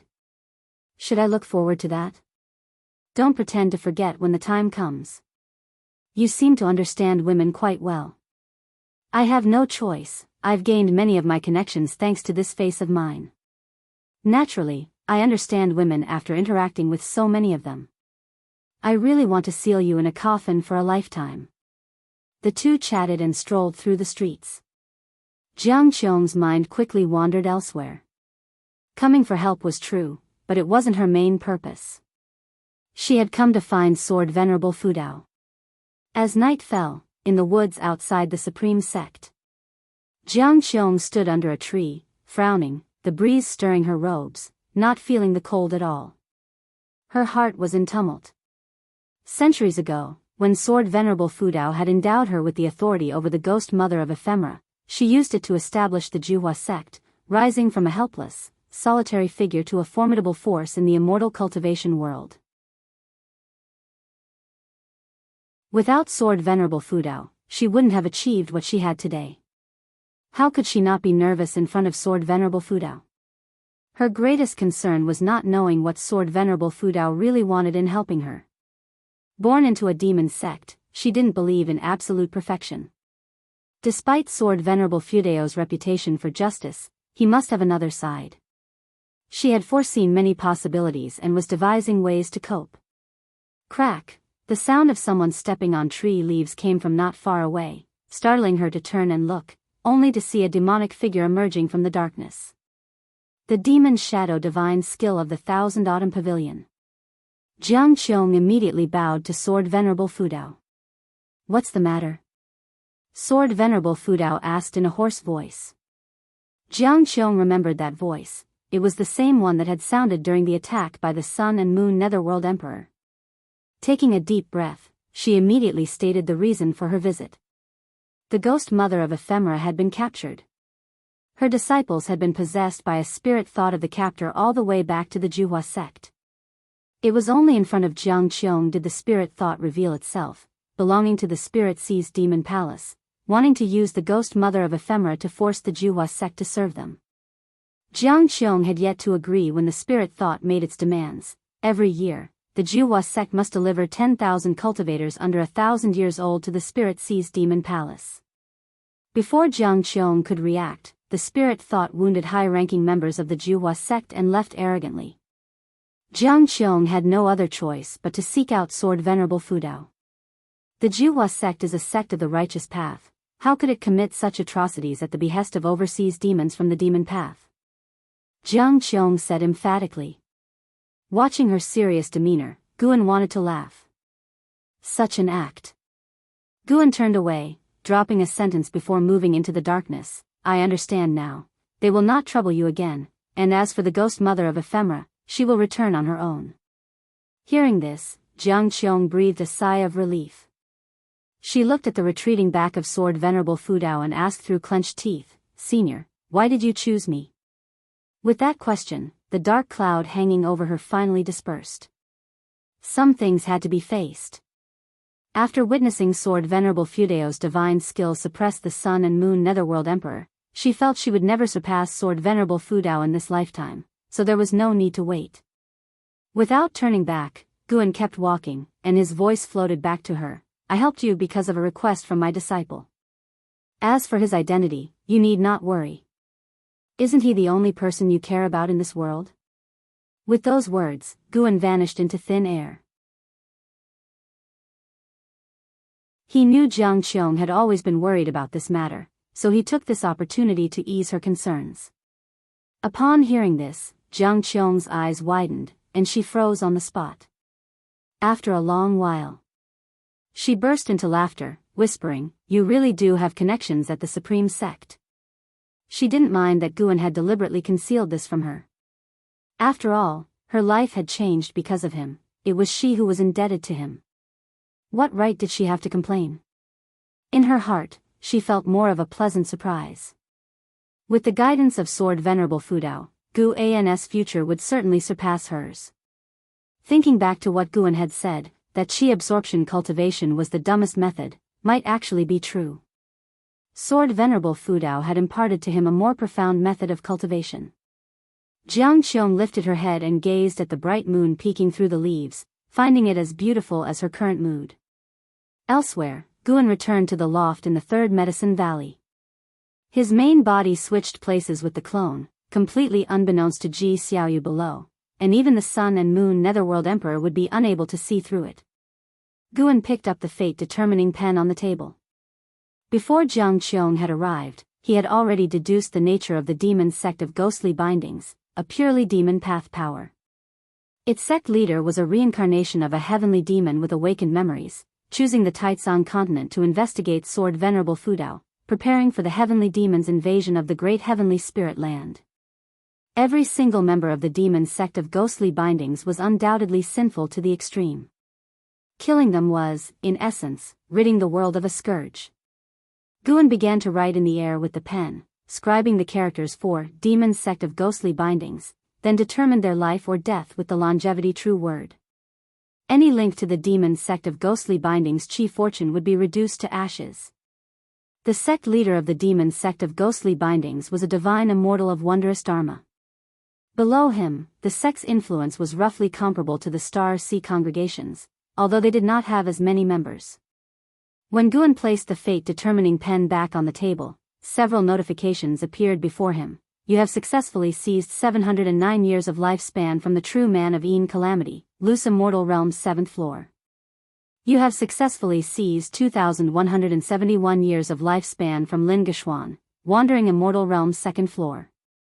You have successfully seized 624 years of lifespan from Yang Fu, Nirvana realm 8th floor. Guan looked at these notifications, his face expressionless. The demon sect of ghostly bindings, which had brought despair to Jiang Qiong, was as insignificant as dust on a table in his eyes. However, as more notifications kept coming, Guan felt a special chi fortune approaching him through the depths. He felt a familiar attachment to it, instinctively wanting to accept it, but he restrained himself. This was the heavenly Daos reward for him. Slaying those with heavy sins would grant him this chi fortune. To be precise, it was not exactly chi fortune, as it was both invisible and intangible. Merit. Guan suddenly had an epiphany. The concept of merit was long rumored among the mortal world. It was not without foundation. Indeed, as humans acted, the heavens did watch. Unlike the great cold demon sect, the demon sect of ghostly bindings bore greater sin. While the great cold demon sect could wash away much of its sins with the chi fortune of the holy court, the demon sect of ghostly bindings did not rely on the holy court, acted recklessly, and had sins rarely seen in this age. The heavenly Tao merit Guan would receive for eradicating the demon sect of ghostly bindings was immense. If he mentally accepted it, it would rush toward him. Guan did not accept the heavenly Tao merit. He decided to keep a distance from the heavenly Tao. Finally, the notifications ceased. In one go, he had obtained 7 billion years of lifespan. Still, earning lifespan through killing was the fastest method. At that moment, Guan even felt the impulse to eradicate all the forces of the demon path in the world, but then he remembered the fate of Long Zhan, and he held back. No matter how he persuaded himself, he was acting out of self-interest. The more people he killed, the greater the impact would be. He could not act rashly. Guan opened his attribute panel and saw that his lifespan had reached over 29 billion years. His Taoist heart calmed down. With more years accumulated, he would be ready for a breakthrough. Although he had no concerns about the passage of time, he knew he must continue to grow stronger lest any insurmountable enemies appeared. The moon set and the sun rose. At noon the next day, Ji Xiaoyu came to find Guan. The Jiuhua sect disciples have been released, Ji Xiaoyu said, looking intently at Guan. Guan put down the book in his hands and looked up with a smile. Thank you. What is your relationship with the Jiuhua sect leader? She asked. Hearing her query, Guan did not conceal the truth and roughly explained the process of his acquaintance with Jiang Qiong. She offered me considerable help in the early stages of my immortal cultivation. Without her guidance, I wouldn't have achieved what I have today, Guan said earnestly. What else? Ji Xiaoyu inquired. Guan asked in surprise, what do you mean by what else? What else do you want to know? Ji Xiaoyu was about to speak but then her expression shifted, and she said, never mind, I have my destiny in this life, and cannot obtain longevity. The fact that you have so many women who treat you well means that even if I return to my original self, I would have lived a content life this time around. You speak as if you're a different person. You are you, and the soul doesn't change. You have no need to worry, Guan said, trying to comfort her. Ji Xiaoyu shook her head. You don't understand this feeling. With that, she turned and left. Watching her go, Guan couldn't help but think of her previous incarnation as the third Mississippi. He suddenly felt some regret. Perhaps it was from experiences in his youth, but he held complex feelings for the third Miss, gratitude, and perhaps affection as well. Maybe Ji Xiaoyu was right, at least in this life, she seemed like a different person compared to the third Mississippi. In that case, he had yet to see the third Miss for the last time. Perhaps at the end of her life, the third Miss never even thought of him. Guan shook his head and chastised himself for being sentimental. He picked up the Green Hero travelogue and began to cultivate his mind. It was Xian Tiany's free-spirited literary style that influenced Guan, helping him dispel the meaningless sorrows in his heart multiple times. Those who were gone had passed away. It was important to cherish those who were alive. Life must go on. Such were Gu An's thoughts as he soon became engrossed in a story of an isolated island.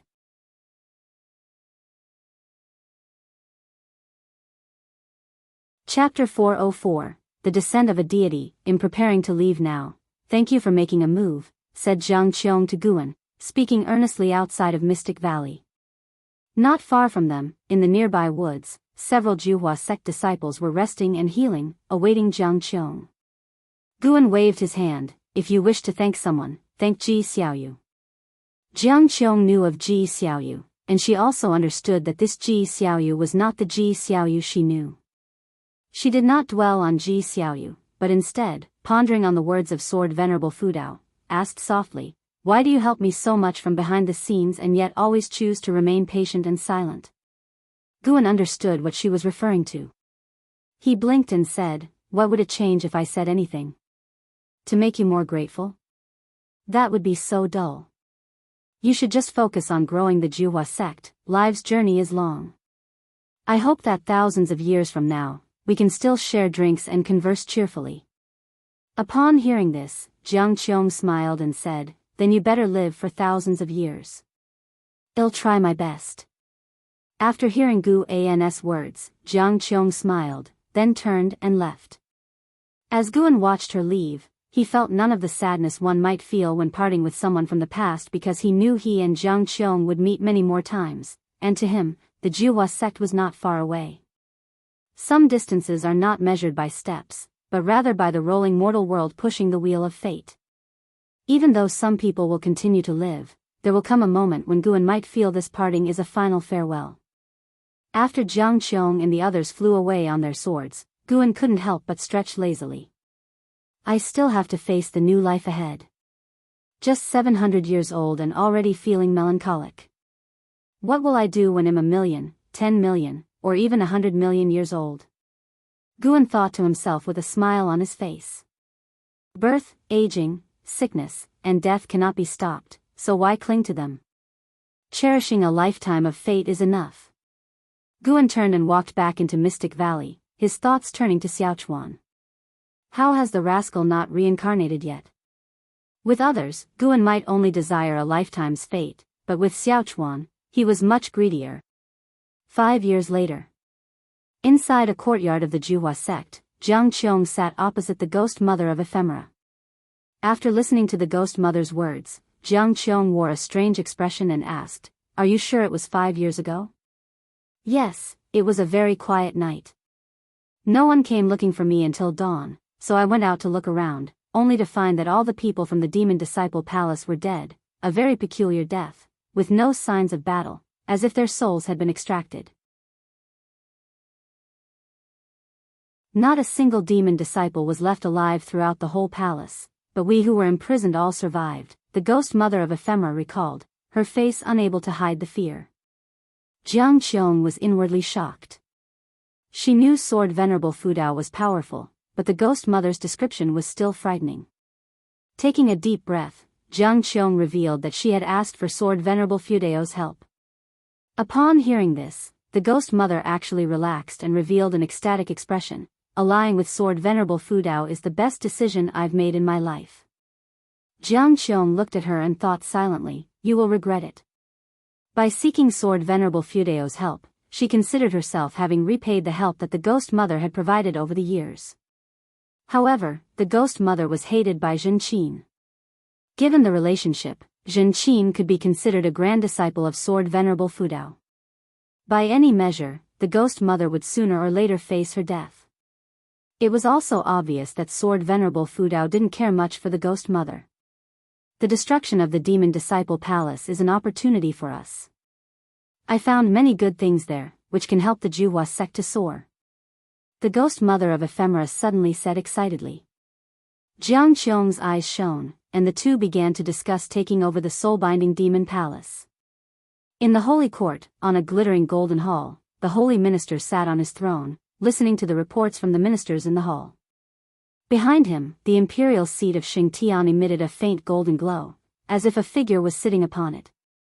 Currently, our control over the world is shrinking, and there have even been consecutive occurrences of sects and dynasties being wiped out within our controlled territory without any trace of the true culprits, an old man said with a voice full of age. The Holy Minister spoke, in these extraordinary times, there is no need to expend energy investigating. The Holy Court's goal is the immortal dynasty. Once the immortal dynasty is destroyed, regaining control over the world will be as easy as flipping one's hand. It's just the right time to let all living beings feel the darkness of the years without the Holy Court's protection. Having held power for too long, those who were born in times of peace do not know the terrors of the dark years. His words received approval from many in the hall, as the Yuanshu ancestor had blessed all living beings and even opened up reincarnation, resulting in the immortal dynasty having a better reputation. This could be glimpsed from the difference in the growth of their respective chi fortunes. The hearts of all living beings were leaning towards the immortal dynasty. A man clad in battle armor stepped forward and said, the urgent matter at hand is to cultivate a free immortal. Holy Minister, gather the strength of the entire court to boost your cultivation level. As soon as these words were spoken, many echoed in agreement, even beseeching the Holy Minister. The Holy Minister was already at the 9th layer of the divine thought true immortal realm, just one step away from becoming a free immortal. Why must it be the Holy Minister, and not the Holy God? Someone questioned, casting the great hall into silence. The Holy Minister glanced at him, not in anger but instead inquired, does anyone else have a differing opinion? The cultivators of the Holy Court within the hall exchanged glances, but no one else made a sound. With a thunderous boom, a bolt of heavenly lightning struck from nowhere, hitting the person who had just raised the objection, reducing him instantly to ashes. The Holy Minister stood up and declared, since you all wish for me to attain the status of a free immortal, let us then prepare the plan. I will amass the chi fortune of the Holy Court to verify the path of the free immortal. Let the citizens of the Holy Court witness my process of tribulation crossing, to broaden their horizons. Many in the hall wore ugly expressions. Even if they feared the Holy Minister's power and dared not object, how could they not be angry in their hearts at the sight of the Holy Minister executing a court official at will? In the end, led by someone taking the initiative, everyone began to thank the Holy Minister on behalf of the citizens of the Holy Court. The Holy Minister looked up, and the vision of a starry sky emerged above him. That fellow should be returning soon. When he comes back, that will be my opportunity for a breakthrough, the Holy Minister murmured to himself.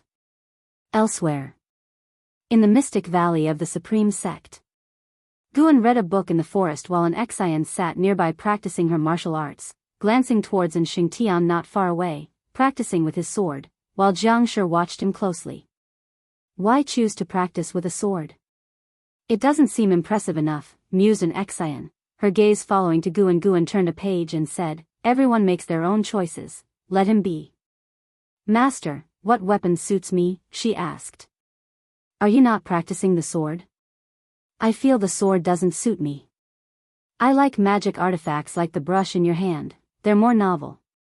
Then you should think about it yourself, don't ask me. Guan replied dismissively, then stood up and tucked the green hero travelogue into his chest. An Xian followed him to her feet, her voice filled with grievance. How could I possibly come up with one? I follow your guidance in my training, help me think of something. Guan did not respond but looked up instead. The sky was a brilliant blue, and a streak of white light flashed across rapidly, disappearing in an instant. Another has arrived. It seems things will get even more chaotic, Guan thought to himself. That streak of white light just now was unmistakably a free immortal.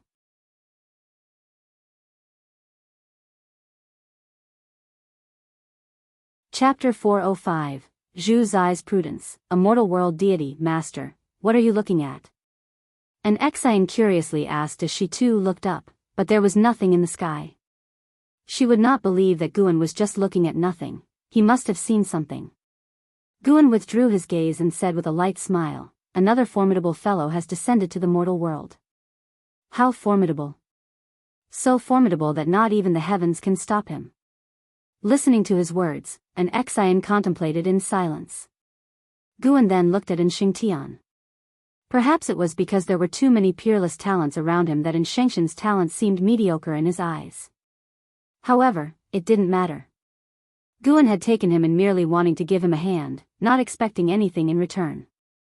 The younger generations had their own lives to live, he was there to provide help, where they chose to go was not his concern.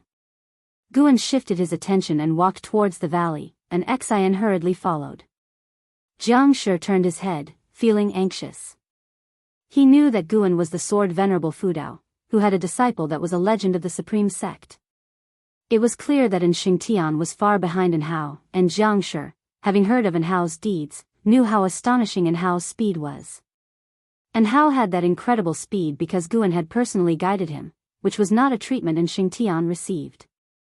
Guan had watched Xingtian practice many times, merely observing, which made Jiang Shi anxious. Without solid fundamentals, the gap with those peerless talents would only grow wider. Master, how is my knife technique? And Xingtian suddenly turned his head and asked Jiang Shi, his voice excited. Jiang Shi answered in a perfunctory manner, you still need to practice more. Having said that, he left with a sweep of his sleeve. And Xingtian was puzzled, why did it seem like his master was in a bad mood? On the other hand, Guan took an Exine to Mortal World Peak, where he taught her cultivation. Guan spared no effort in nurturing an Exine, she was, after all, his treasured disciple. He truly planned to train an Exine to surpass Enhao and Yang Jian. At present, Enzin's talent was indeed far from those two, but Guan had resources and could impart teachings, so there was hope to bridge the gap in talent. Enhao and Yang Jian did not have the guidance of the Taoist hidden immortal. 2 ancient hours later. Guan was walking down the mountain trail while an Exine stayed on the peak. As Mortal World Peak changed its criteria for accepting disciples, there were now many below the Nirvana realm. Along the way, Guan encountered disciples greeting him, and he would nod his head with a smile. Unlike the ever-changing Supreme Sect, Dingtian Peak hadn't changed much. Even the flora along the path had stayed largely the same for many years. After a long time, Guan reached the base of Dingtian Peak, where there were more and more disciples, and the noise grew louder. Here, no disciples recognized Guan, so no one greeted him. Guan made his way to a medicine garden. He turned his head and saw a woman sprinkling spirit water in the garden. It was Zhu Shi with the Tai Chu swallowing yuan body. Recently, Zhu Shi faced a predicament, having offended a disciple of Dingtian Peak, and had been suppressed here for nearly 10 years. In those 10 years, Zhu Shi had been very obedient, gradually making the disciple forget about her. While sprinkling water, Zhu Shi sensed something and looked up, then saw Guan watching her. She pretended to be flustered and timidly asked, Senior, can I help you with anything? Such an act. This individual seemed to be at the nascent soul stage 5th level, but in reality, she had once consumed the spiritual power of a unification realm cultivator, even destroying their soul. The strength of the Tai Chu swallowing yuan body far exceeded all the physiques of the current age, not even Enhao or Yang Jian could match her. Zhu Zai's strength could not be measured by the surface realm. In a sense, she and Guan were alike. She could consume spiritual power and mana, while Guan could take lifespan. It's nothing, I just happened to pass by. Why are you the only one in this medicine garden? Guan asked with a chuckle, his demeanor gentle, easing Zhu Zai's nervousness. Zhu, she replied, the garden owner has gone to visit a Taoist friend and I don't know when he'll return. Once he's back, I can leave. Guan beckoned Zhu Shi to come over. After hesitating for a moment, Zhu Shi still stepped out of the medicine garden and approached Guan, stopping about 5 steps away. She asked anxiously, Senior, is there something specific you need me to do? Guan raised his right hand, pinched his fingers, and 5 secret books appeared in his hands, fanning out to reveal their titles. Meeting by chance is fate, you caught my eye, pick one. Guan had calculated that if things continued this way, Zhu Shi would inevitably take a path hostile to Mortal World Peak. After all, he was the peak master of Dingtian Peak, and should do something for Mortal World Peak. Besides, he was very much looking forward to Zhu Zai's future. Zhu Shi glanced at them, a strange look on her face. Heaven and Earth primordial skill, stepping path of ages step, Taoist gang primal energy, primordial reincarnation skill, universe in the palm. They all seemed impressive but unreliable. Since when were peerless secret books inscribed on paper? Immortal cultivation sects used jade scrolls, read by divine sense. Guan was not in a hurry, leaving the choice to her. If she did not fancy any, then so be it. Guan didn't have to resort to this method to resolve potential resentment. If Zhu Shi dared to cause trouble in Dingtian Peak, he could suppress her with a flip of his hand. Could the Tai Chu swallowing Yuan body consume the immense mana of a great cultivator who cultivates the mixed Yuan refining void physique? Zhu Shi, though skeptical, had a second thought. Choosing a book wouldn't be a loss, and what if the person became furious if she declined? Having cultivated for many years, Zhu Shi had encountered various troubles and had experience in dealing with them. She pulled a secret book and then bowed in thanks to Guan's stepping path of ages step. Guan gazed deeply at her for a moment, then smiled, turned, and left. Zhu Shi didn't expect him to just walk away. She watched as Guan's figure vanished around the bend of the mountain path before returning to the garden. She didn't continue sprinkling water but sat down at the wooden table to read the stepping path of ages step. Before long, her expression grew solemn, her hands clutching the secret book even trembled. This divine skill, Zhu Shi looked up, no longer sensing Guan's presence. But she remembered Guan's face, her heart full of complex emotions. After reading the secret book, she confirmed the divine skill was authentic and extremely powerful, and that he had not deceived her, which made her wildly speculate. Why had he taken a liking to her? It certainly wasn't because she was easy on the eyes. Could he have seen through to her physique? Zhu Shi might not understand the origin of her physique, but she knew that once news of it spread, she would become everyone's enemy. No. She must leave Mortal World Peak. This thought cemented in Zhu Zai's mind with resolve. Days later. Third Medicine Valley, inside an attic. Guan was chatting with Shenzhen, his divine sense locked onto Zhu Shi. He hadn't anticipated his well-intentioned action would scare Zhu Shi away, which made him even more curious about her.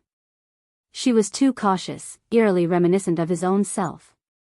He wasn't upset. On the contrary, he looked forward to Zhu Zai's future even more, considering her disposition made her more likely to survive. I dream less frequently now, do you think I've lost my talent? Shenzhen said, worried. Her consciousness had dwelled in dreams while Demon Shore possessed her body, so she was utterly unaware of its existence, let alone its death. Guan laughed, the way you used to dream was already extraordinary, akin to path enlightenment. You can't be expecting that to happen all the time. What you should do now is reflect on your past insights, consolidate your Taoist heart. Sooner or later, there'll be a next time. Do you know of Wu Ju? He began telling her about Wu Ju's experiences with path enlightenment, omitting the part about lifespan limits, but Wu Ju indeed had multiple bouts of enlightenment. Shenzhen had not expected Wu Ju to have such a background, which explained his sudden rise. Now that I think about it, why does everyone associated with you seem to encounter all sorts of fortunes? Shenzhen suddenly asked. Guan raised an eyebrow, could it be my doing? Shouldn't you be kneeling and thanking me? Shenzhen rolled her eyes in response, how could that be? You wish. I just think it's a bit coincidental, maybe there's something common among us, perhaps it's chi fortune. There was a great cultivator who came to the Supreme Sect to teach. I listened to his lecture about chi fortune. Guan had not attended the lecture because the speaker was just a loose immortal. Now, hearing Shenzhen, he listened attentively. A person with great fortune of energy movement would always turn danger into safety and break through limits, and they also seemed to attract each other. Given this explanation, it indeed seemed reasonable to attribute it to chi fortune. After chatting with Guan, Shenzhen's worries dissipated. She felt that Guan was right. There was no need for overthinking, the gains she had already made were plenty. As long as she maintained equanimity, she would eventually find enlightenment through music, chess, calligraphy, and painting. I am a mortal world immortal. All beings speak my name with devout faith and shall receive the protection of my divine power. A loud and authoritative voice rang out, startling the entire world and interrupting Shenzhen's speech. Shenzhen, struck with astonishment, said, I coined the name Mortal World Immortal when I was writing and even came up with a scenario. After I drew it, the picture somehow disappeared. Guan immediately knew it had been destroyed by Demon Shore, fearing it would alarm the Mortal World Immortal. This Mortal World Immortal was also of the 9th level in the free immortal realm. He lacked the chi fortune of the Holy Court but was entangled in intricate karma with it. His arrival was likely at the Holy Court's behest. Should I redraw it for you? Shenzhen offered, standing to grab pen and paper. Wait, with him now descended to the mortal world, you dare to draw? Aren't you afraid he might suddenly appear before us right now? Guan glared at her, irritated. Shenzhen realized the logic and opted to sit back down. He claims divinity, could he be an actual immortal? Shenzhen asked, curious. Before the conflict between the immortal dynasty and the Holy Court, people thought they were immortals. But as the world plunged into chaos, the fantasy shattered, and they came to be seen simply as powerful forces. Guan shook his head, how would I know? Shenzhen's eyes widened, but you wrote Investiture of the Gods, Journey to the West, Romance of the Three Kingdoms, surely in dreams, an immortal graced you. You must know more than I do. She was convinced those 3 books weren't fabrications, they must represent some part of immortal history. Not just her, many people believed the same, which is why Pannon was still remembered.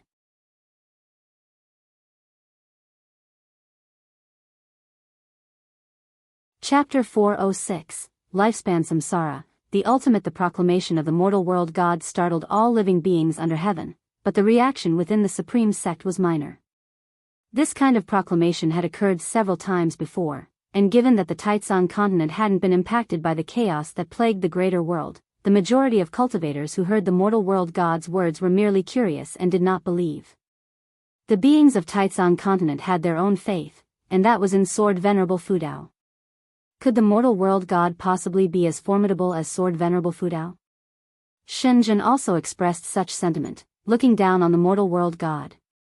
I've drawn him, and I've drawn the divine skills of Sword Venerable Fudao, and I truly feel that Sword Venerable Fudao is stronger, Shenzhen earnestly said. Guan helplessly said, regardless, the fact that he can shout to the whole world means his cultivation level is beyond our imagination. We should discuss this less. Shenzhen glared at Guan and said, look at how timid you are, what's there to be afraid of? Would he dare to come to Sword Venerable Fudao's territory? Sword Venerable Fudao only protects all living beings, he doesn't intervene in personal grievances. That depends on the cultivation level of the visitor. With an existence like the mortal world god, it's impossible that he came for just any individual. Sword Venerable Fudao certainly won't give him the chance. You speak as if you understand Sword Venerable Fudao the best. Nonsense, I definitely understand him better than you do. Watching Shenzhen's vehement demeanor, Guan realized he couldn't out-argue her. It seemed like no one understood Sword Venerable Fudao better than she did. Guan, not wishing to argue further, changed the subject and talked about other matters while his divine thought reached out to the mortal world god. The mortal world god had established a dojo on a straight and majestic mountain peak, and had taken 100 heaven and earth flying immortals as land immortals, seemingly preparing to promote the divine Tao.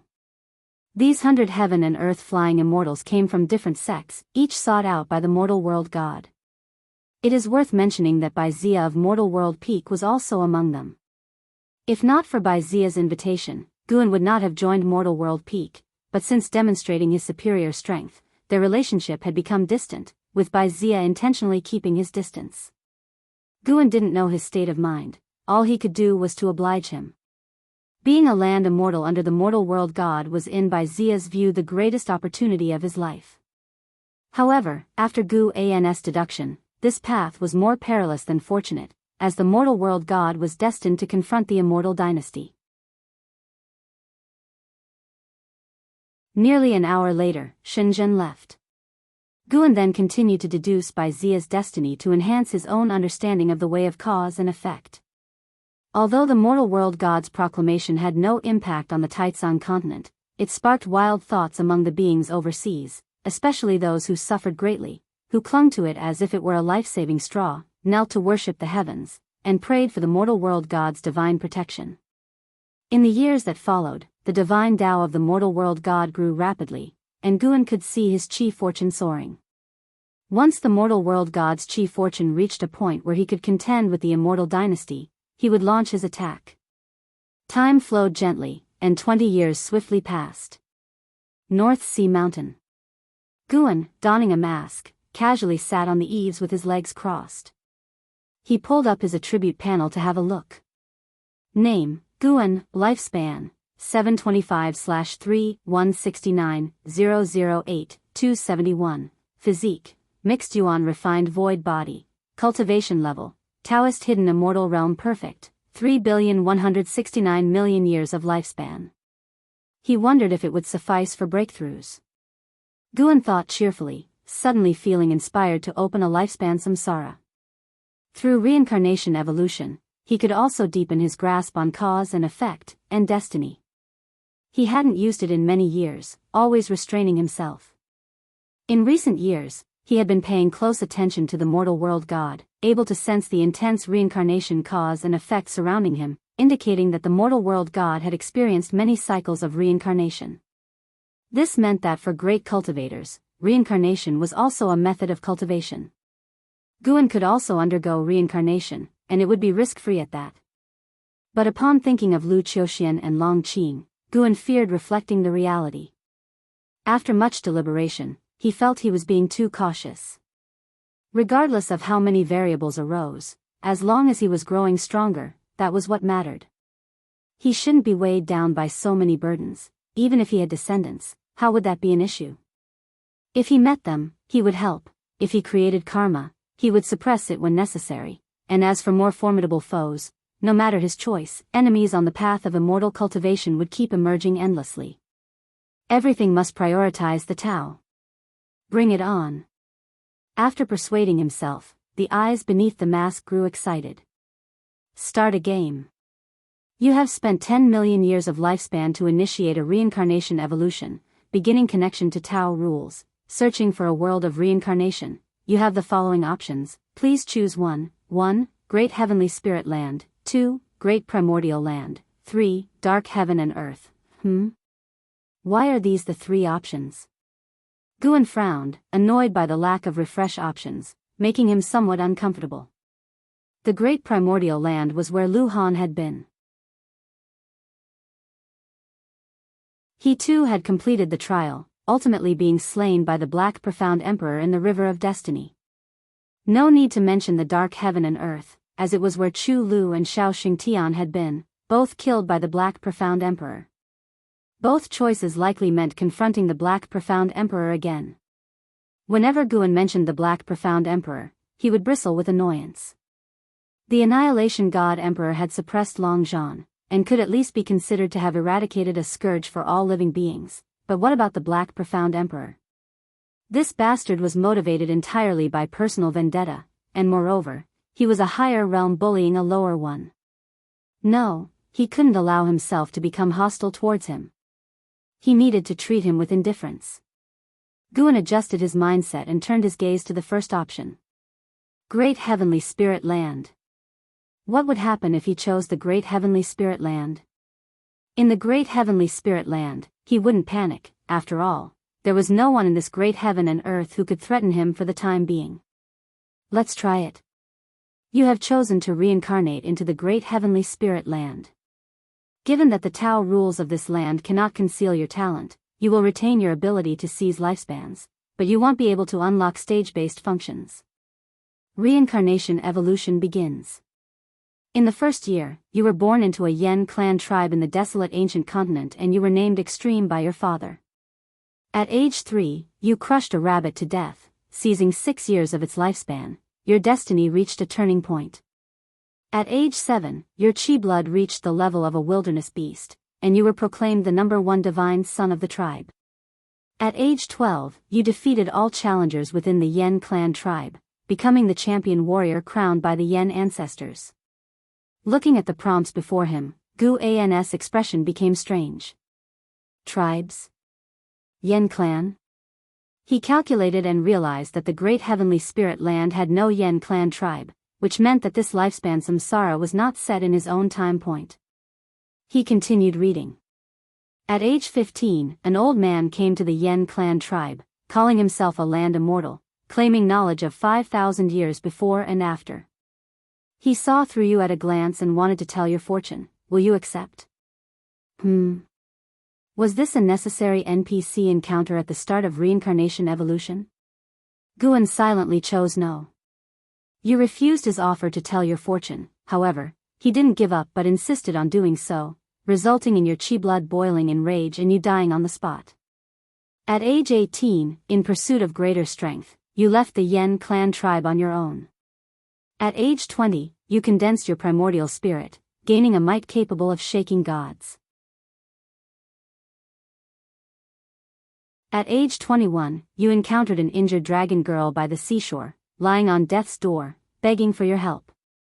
Will you choose to save her? No. You chose not to save her.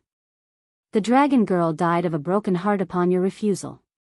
Her clan brother, the Azure Dragon, leapt out from the depths of the sea and upon seeing the scene, suspected you of killing the dragon girl. He attacked you, and after a fierce battle, you tore the Azure Dragon to shreds. Guan suddenly felt some regret. Why did rejecting to save her lead to even bigger trouble? At age 22, you faced a massive pursuit by an army of shrimp soldiers and crab generals, trapped on an island and cornered. Using your lifespan evolution ability, you enhanced your path of physical cultivation, and after days of fighting, you broke through the encirclement and condensed your mystic heart. Mystic heart realm at 22 years old? Just how many creatures had this person killed? Guan couldn't see the specifics of each year, but judging by Extreme's growth rate, his killer instinct must have been tremendous. In the years that followed, Extreme was constantly haunted by the Dragon Palace from where the dragon girl had come. He battled ferociously, slaying dragons and demons, with astonishing progress each year that left Guan both thrilled and terrified. Strength can be brittle. It wasn't until he was 40 that Guan finally saw a chance to make a choice. At age 40, having stepped into the immortal path, you stormed into the astonishing Dragon Palace and slaughtered widely. Carrying the severed head of the Dragon Crown Prince, you confronted the grievously wounded Dragon King who knelt before you begging for mercy. Will you choose to spare the Dragon King? To have come this far, it was natural to eliminate the roots as well. Moreover, the long-standing grudge between Extreme and the Dragon Palace wasn't his fault. How could he be blamed when the palace insisted on holding Extreme responsible for the dragon girl's death, leading to an ever-growing hatred? Guan chose no. You executed the Dragon King and started to cultivate and heal in the Dragon Palace. At age 50, you learned the strongest legacy of the Dragon Palace, the dragon's divine heaven-reaching record. At age 51, you arrived at the Fallen Star continent and made the acquaintance of a cultivator, who invited you to join Mortal World Peak. Do you choose to join Mortal World Peak? Finally, something familiar. Guan immediately chose to join. You joined Mortal World Peak, astonishing the high ranks of Mortal World Peak in the assessment, and the Peak Master sought to take you as a disciple. Do you choose to accept? Accept. You became a disciple of Bai Qidao, the Taoist Lord of Mortal World Peak, and started to focus on your cultivation. At age 60, Bai Qidao took you to a grand conference of all sects, representing mortal world peak in combat, constantly slaying powerful enemies, alarming various sects with your killer instinct. At age 61, you won first place in the grand conference and were conferred the title of heaven-killing extreme star by the immortals. At age 62, you left mortal world peak on your own to temper yourself. Upon setting out to sea, you were ambushed and annihilated the enemy.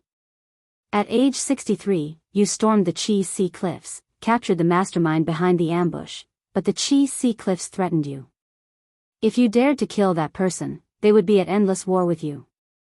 Will you choose to stay your hand? The ruthless heaven-killing extreme star seemed even more powerful than Long Zhan. The key was that his aggression was not unrestrained but targeted at his enemies. Guan felt that even if he stayed his hand, Chi Sea Cliffs wouldn't let him go. What did endless war matter? Had it been any other situation, he might have capitulated, but Extreme had stormed the Chi Sea Cliffs instead of sneaking in, suggesting he was capable of fighting his way out. No.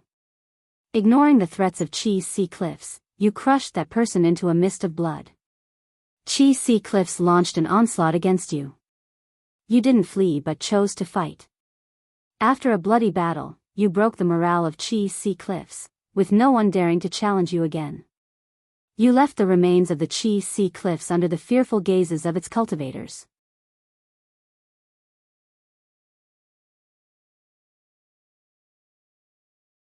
Chapter 407, Battling Through Life, Dominating the Ancient and Modern Times. How fierce. Guan admired the extreme performance he witnessed. He couldn't help but say that the manipulation of lifespan samsara had been pushed to the limit, accumulate lifespan crazily, evolve crazily, and even evolve during battles, truly like a madman. Moreover, no matter the choices this person made, as long as anyone dared to make a move on him, he would show no mercy. Guan looked forward to seeing more of Extreme, just unsure if Extreme had existed in the past or was from the future.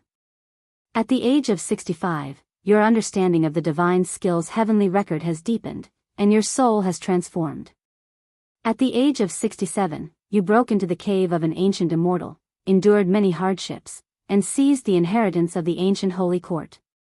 You have obtained the heavenly Tao inheritance and can claim the heavenly Tao destiny. Do you choose to accept it? Ancient holy court? These 4 words made Guan imagine many things. But the holy court had existed for countless years, and it still needed to be seen whether the holy court existed in the time and space where Extreme was. As for the heavenly Tao destiny, he could not accept it. No. You refuse to accept the heavenly Tao inheritance. You return the inheritance to its original place, waiting for the next fated person to arrive. At the age of 68, as you prepare to leave the ancient immortal's cave, you suddenly encounter the spirit of a holy god from the ancient holy court. Seeing that you are fated, he wishes to pass on a divine skill to you. Do you choose to accept? Holy god? Guan's expression turned strange. He hesitated for a moment, then chose to accept. You accept the inheritance of holy god Yang Jian, learning the heaven-extinguishing Tao annihilating 36 spear techniques. Yang Jian. Now Guan could completely confirm that Extreme existed in a far distant future. Holy God is a level of divine thought, true immortal. After reaching this realm and then dying, how many years later must it be? There's no such thing as a duplicate name, because the heaven-extinguishing Tao annihilating 36 spear techniques were taught to Yang Jian by divine exotic ghost kings stealing the 5 elements, and Guan had seen it.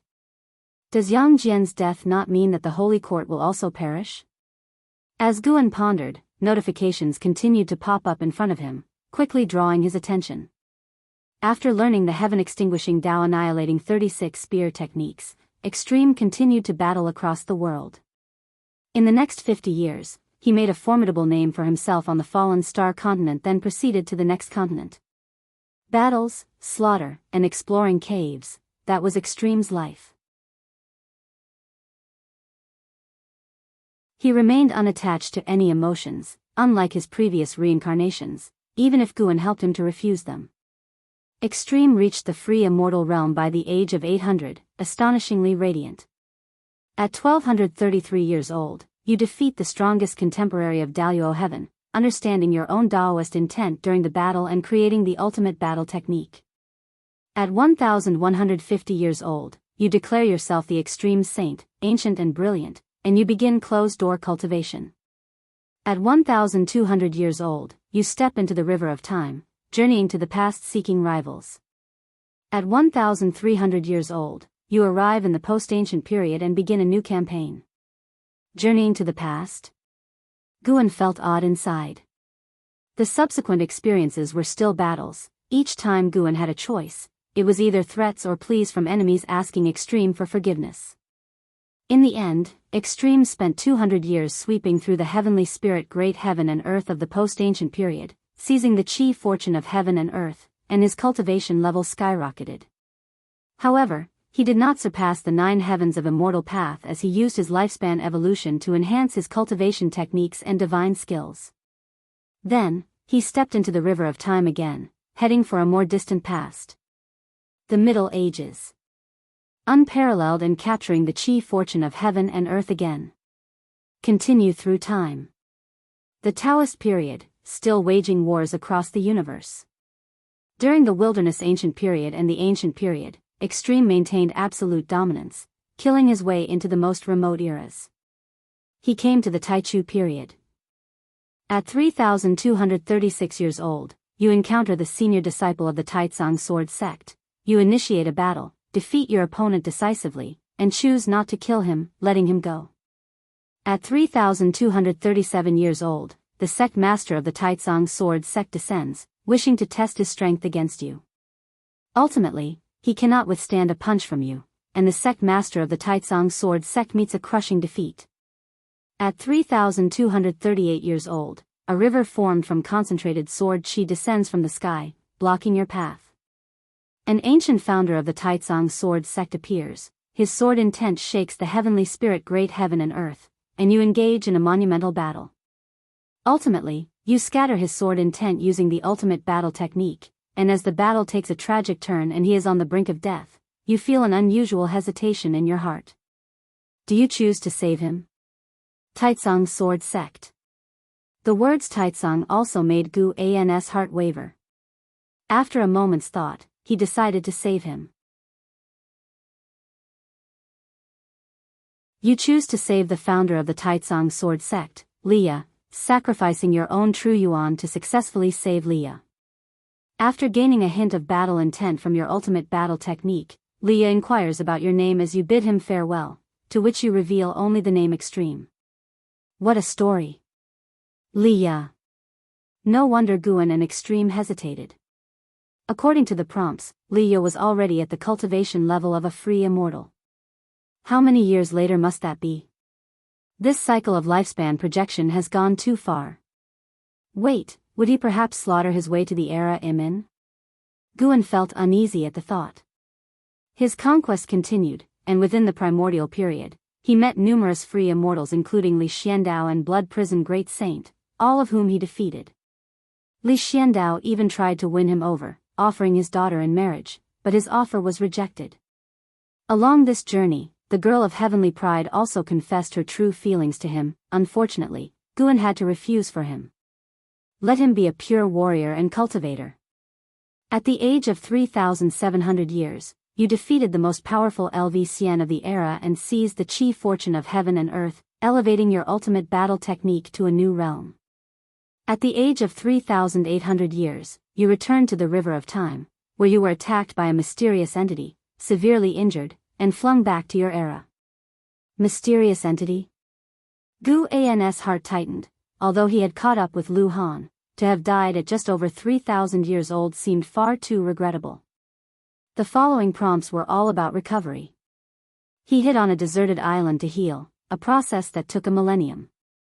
Guan felt that his lifespan must be immense, but couldn't understand why he refused the 9 heavens of immortal path. Perhaps, although he appeared strong, he was actually cautious at heart, only undertaking actions he was certain of. Once he achieved the free immortal realm, he continued to fight, improving the power of his Daoist sorcery. His prowess within the free immortal realm had reached a stage where he could traverse ancient and modern times. Guan wondered how strong he was now, and whether he could compete with the free immortal realm's Guan.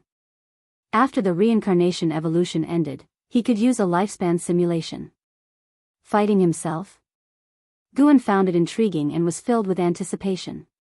In the years that followed, once he had healed, he began adventuring through the universe.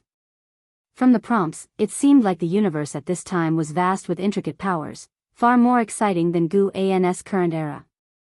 At the age of 5,306 years, you unexpectedly met the fairy of Nine Nether Underworld, Yuquan. You enjoyed each other's company, and she invited you to discuss Taoist ideas in the Nine Nether Underworld.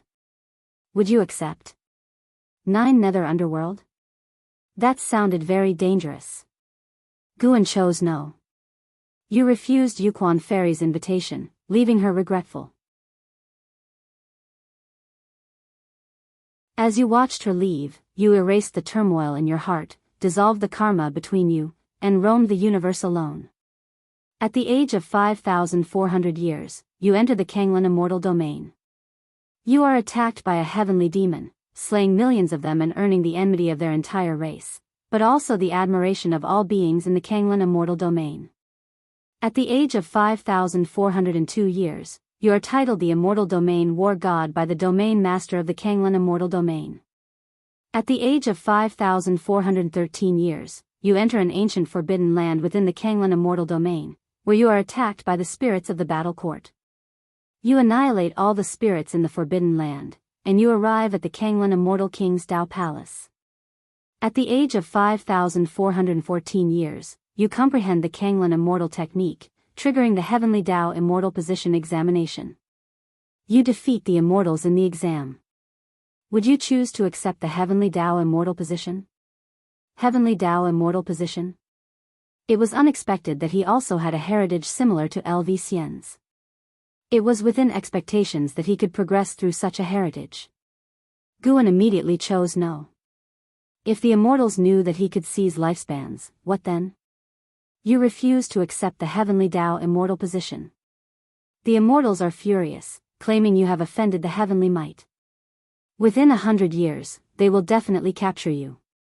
Absurd. Guan suddenly felt fortunate that he had not accepted the heritage examination before. If he had tried it, big trouble would have surely come his way. At the age of 5,480 years, you evolve through lifespan and condense a Tao fruit, becoming a Taoist hidden immortal. At the age of 5,485 years, a group of immortals descended into the universe, starting to hunt you down.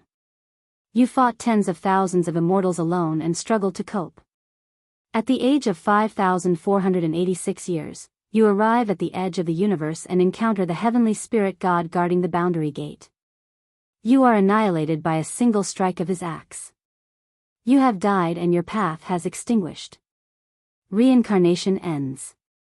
As the last prompt fell, Guan vanished from the porch and moved to a deserted island on the ocean, swiftly activating a lifespan barrier. He sat in meditation, beginning to absorb the life memories of Ji. Although Ji had only lived for just over 5,000 years, his experiences were in no way inferior to those of Lu Han or Long Zhan, and perhaps even more splendid.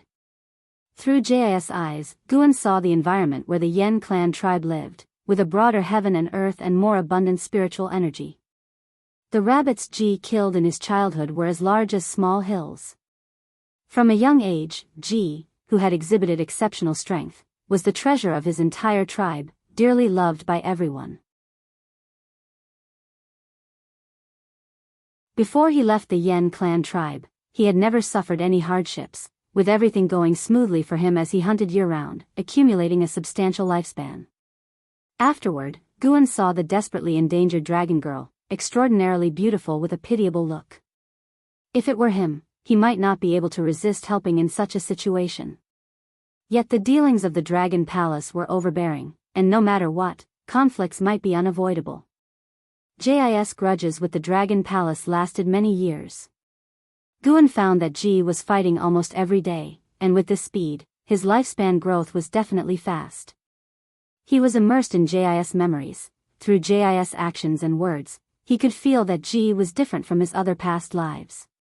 Ji had an inherent arrogance that emanated from his bones, directed only against strong opponents. When facing the weak, he could show a gentle side. Guan also saw the spirit of Yang Jian. Although its disposition differed greatly from the Yang Jian Guan knew, it was indeed Yang Jian. And there was Li Ya. During the Taichu period, Li Ya, with his white hair and powerful presence, had almost reached the current Gu An's Taizong sword intent.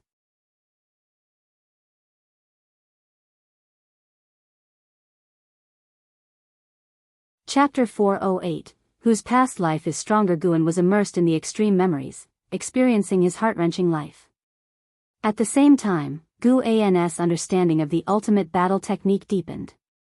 Although it was called a combat skill, it was actually the way of extremes. He combined all his cultivation techniques, divine skills, and spells into the ultimate battle technique, forming a combat system unique to himself. Through this memory, Guan could confirm that the Taichu period was immeasurably distant from the present, perhaps impossible to measure in millions or tens of millions of years. Taichu period, ancient times, Middle Ages, Taoist period. Each period was separated by countless years, and in the Taichu period, one could still encounter Li Ya, Li Xiandao, and Lv Xian, but in the later ancient times, their legends were no longer to be found. Yang Jian didn't even survive until the Taichu period. Guan thought of many things, but he didn't feel that the future was already set, nor did he worry about those friends who did not appear in the extremities of his life. Rather, he experienced the life of the extreme. In the same realm, the combat power of the extreme was incredibly fearsome. Apart from fighting, all his time was spent cultivating, and judging by the rapid strengthening of his ultimate battle technique, he had devoted most of his lifespan to it. After Guan inherited all the memories, he felt that the ultimate battle technique might be stronger than any method he currently possessed. Having reached the free immortal realm, he did not become arrogant but instead felt a strong unease, which was also why he chose to become stronger by battling through the river of time. The river of time was different from the river of destiny. It allowed one to traverse the past and future. The reason for choosing the past was because the extreme felt that what was past had already gone, and he would not feel as much guilt when killing. In fact, the extreme did not kill indiscriminately and even admired some opponents.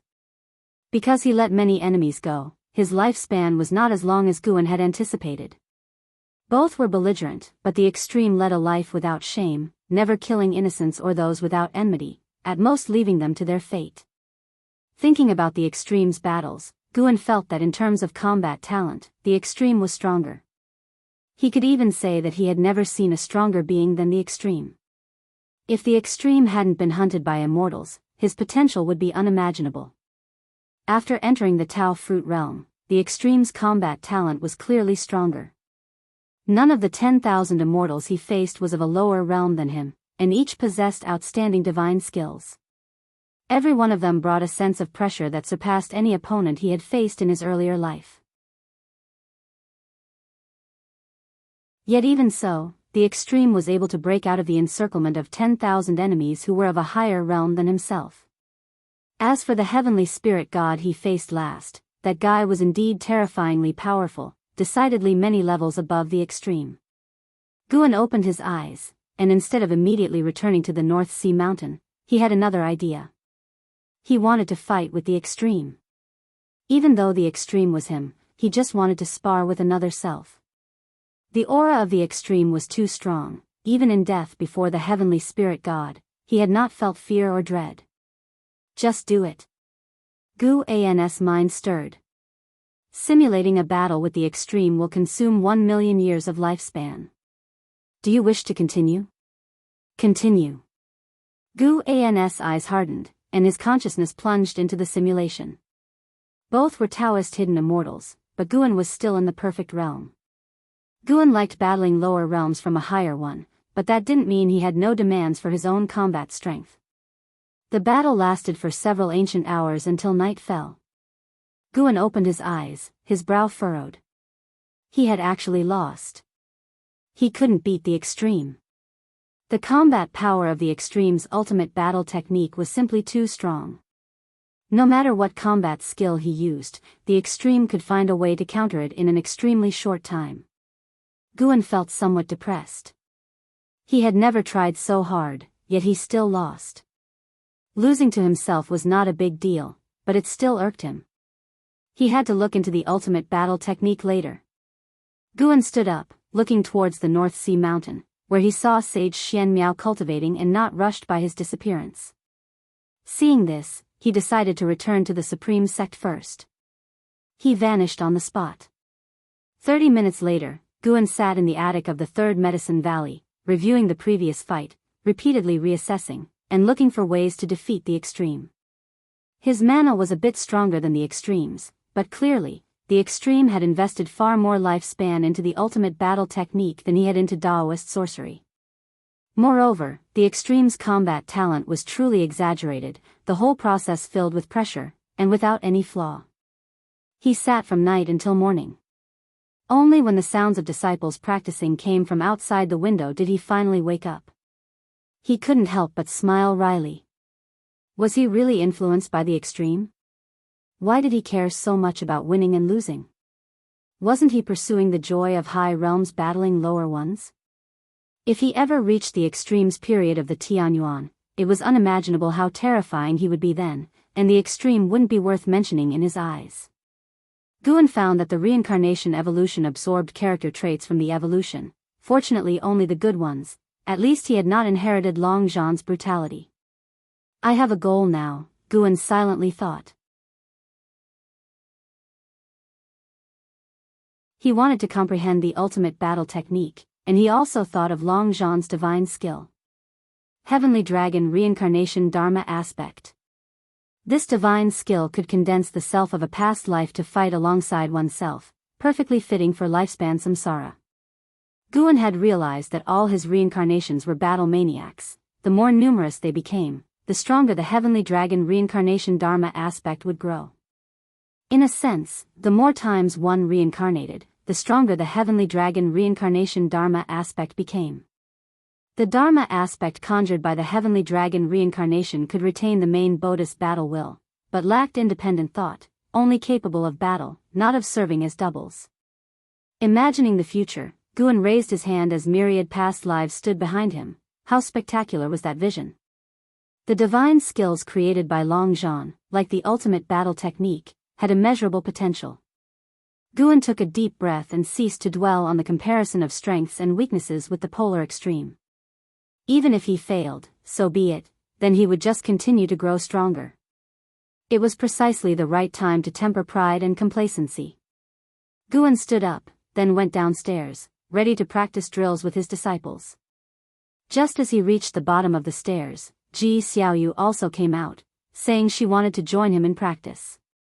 He did not refuse. During the drill practice, Guan could feel Ji Xiaoyu observing him. After blending the polar extremes' life memories, there came about a certain change in Gu An's demeanor, one he couldn't completely revert to as it was before merging those memories. He wasn't afraid of Ji Xiaoyu seeing through him. After all, if he simply refused to admit it, what could she do? After the practice was over, Ji Xiaoyu invited Guan to her room, and he did not refuse. Once inside, they sat down opposite each other at the table. Ji Xiaoyu stared at Guan, saying, "You've acquired some aura of reincarnation about you. Where did you go yesterday?" Guan replied, "Off to save the world. Why do you ask? Can you see who I was in my past life? A mere reincarnation path emperor, could he measure up to the polar extreme?" Speaking of which, the polar extreme had once visited the yin-yang domain in later generations, sweeping through all the strong beings there, even compelling the yin-yang domain to erect an imperial stele in his honor. "I can't see through it. I suddenly suspect that you are just like me. We both may be reincarnations of some great power." Ji Xiaoyu said, her face unexpectedly breaking into a smile. Guan raised his eyebrows. "How could that be? I've not received memories of a past life. I haven't even dreamt anything." "That's because the karma of your reincarnation is still dormant, and your cultivation speed is too slow." Ji Xiaoyu laughed, but then suddenly remembered something and her brow furrowed again. If Guan was like her, didn't that mean their future was already destined? Both of them would eventually become just a memory for someone else, all their experiences belonging not to the ones who truly lived them but to their original selves. At that thought, Ji Xiaoyu looked at Guan with a different gleam in her eyes. At this moment, she sensed the force of destiny. Was it fate that led her to meet Guan?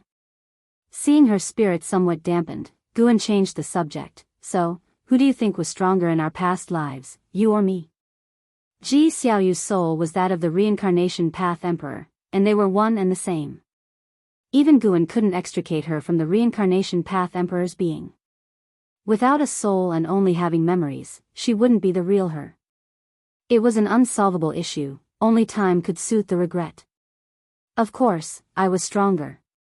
Judging from the karma of reincarnation, the number of my reincarnations far exceeds yours, and for beings of that realm, the number of reincarnations indicates the height of their Tao level. Ji Xiaoyu stated as matter-of-factly, prompting Guan to want to laugh. The reincarnation path emperor hadn't even transcended the reincarnation tribulation. How could he be compared to Gu An's past life? Let alone outmatching the polar extreme and Long Zhan, it seemed doubtful that the reincarnation path emperor could even defeat Lu Han. The two of them continued to chat, and Ji Xiaoyu began to speak of the battles she had dreamed about, the epic battles of the reincarnation path emperor against formidable enemies, which excited Guan greatly. Of course, the emotion was feigned. He had to put on a show for Ji Xiaoyu.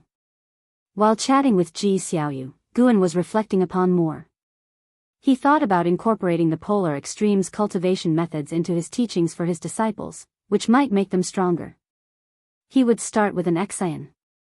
Nobody could possibly possess the polar extremes battle talent, but if an Xian could achieve a mere 1/10,000th of the polar extremes combat achievement, even she could sweep through her peers. Regrettably, the polar extremes life had not intersected with Anhao's, leaving the future of Anhao an unwritten story. As it stood, though Anhao could not compare to the polar extreme, both had different growing environments, and the future remained uncertain. Late at night. Hidden Spirit Palace. Guan was instructing the deep-sea dragon carp in cultivation. After shape-shifting, the deep-sea dragon carp, clad in white, looked even more feminine with her black hair neatly pinned up. He intended to reprimand the deep-sea dragon carp, but found her transformed appearance quite pleasing to the eye, so he held back the critique. The deep-sea dragon carp, receiving direct guidance from Guan, was very joyful, speaking even more tenderly than an Xian and Yilan, sometimes drawing Gu An's gaze to linger. Once Guan finished instructing, he lay back in the chair to read. The deep-sea dragon carp, practicing her step technique beside him, inquired, "Master, I've been reading the book you gave me. Do you think I might have a chance to turn into a dragon someday?" She was named Longli because she carried the blood of ancient true dragons. Deep in her bones, she yearned for the stature of an ancient true dragon. Guan, flipping through the pages of Green Hero Travelogue, casually responded, "Keep cultivating well, and in the future, whatever you wish to do or become, you might have the chance." Hearing this, the deep-sea dragon carp felt greatly inspired and practiced the stepping path of age's step with even more diligence.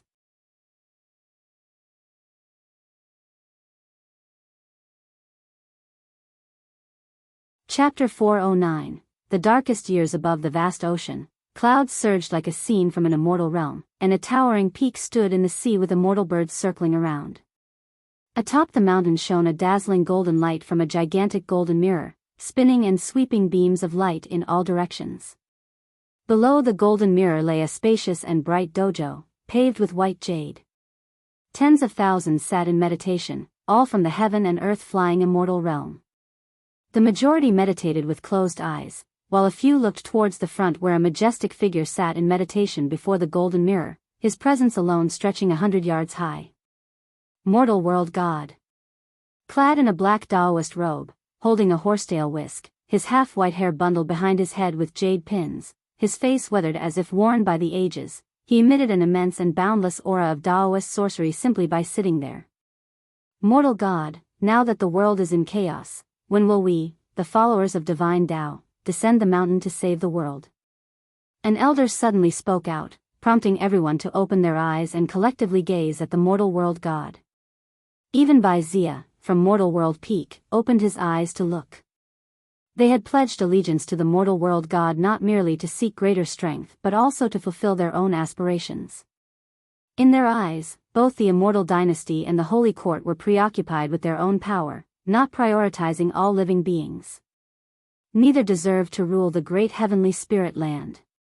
They believed that salvation required a third-party force, and the divine Tao founded by mortal world God represented their hope. Before joining the divine Tao, they had experienced its formidable power, a force they believed to surpass the immortal path. With the chi fortune of divine Tao, their strength continued to grow. Though newly joined, many were already eager to take action. Without opening his eyes, the mortal world God responded slowly, "The time is not yet ripe. We aim to save the entire world, not merely a portion of beings. Acting now might accumulate virtue, but it won't shake the immortal dynasty or the holy court. Once we are strong enough, we will crush the immortal dynasty in one fell swoop, swallow the holy court, and quickly restore peace to the world, which will truly benefit all beings." Many nodded in agreement with his words. A female cultivator asked, "Mortal God, in your eyes, is the threat from Xingtian greater, or is it the Yangxian Emperor?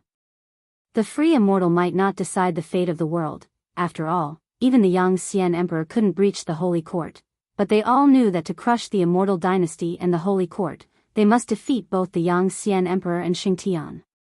A monumental battle awaited the mortal world God. Upon hearing this, the mortal world God slowly opened his eyes, peering into the distance with a profound look. He said meaningfully, "Besides those two, there are greater threats in this world, and not just one. It is a time of unprecedented chaos.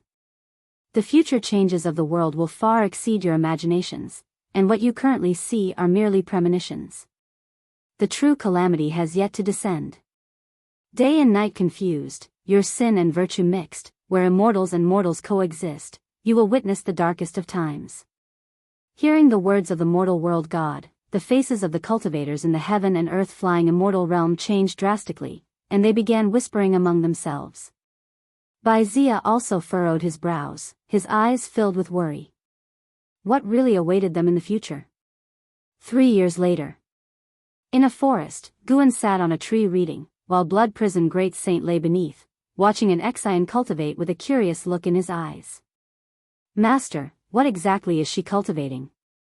It feels different from the previous cultivation techniques and divine skills, yet it contains those mysteries." Blood Prison Great Saint couldn't help but look up and ask. Guan responded nonchalantly, "It is my Tao." Over the past 3 years, he had integrated the ultimate battle technique and infused his own enlightenment, which he was now beginning to teach to an Exian. However, even if the level of achievement in the ultimate battle technique was the same, the strength and combat style of Guan remained distinct. He had to admit that the original user was the most suited for the ultimate battle technique. With the same level of achievement, the original user could unleash greater power, which related to will and nature. Since the simulated battle 3 years ago, Guan hadn't simulated again, feeling that he was still not ready. It was good this way, having another version of himself as a target, made life more expectant. Tao. Blood Prison Great Saint pondered thoughtfully. The forest quickly fell silent. Blood Prison Great Saint was momentarily dazed as he looked up and saw an Exian had stopped. She was standing still, seemingly lost in thought.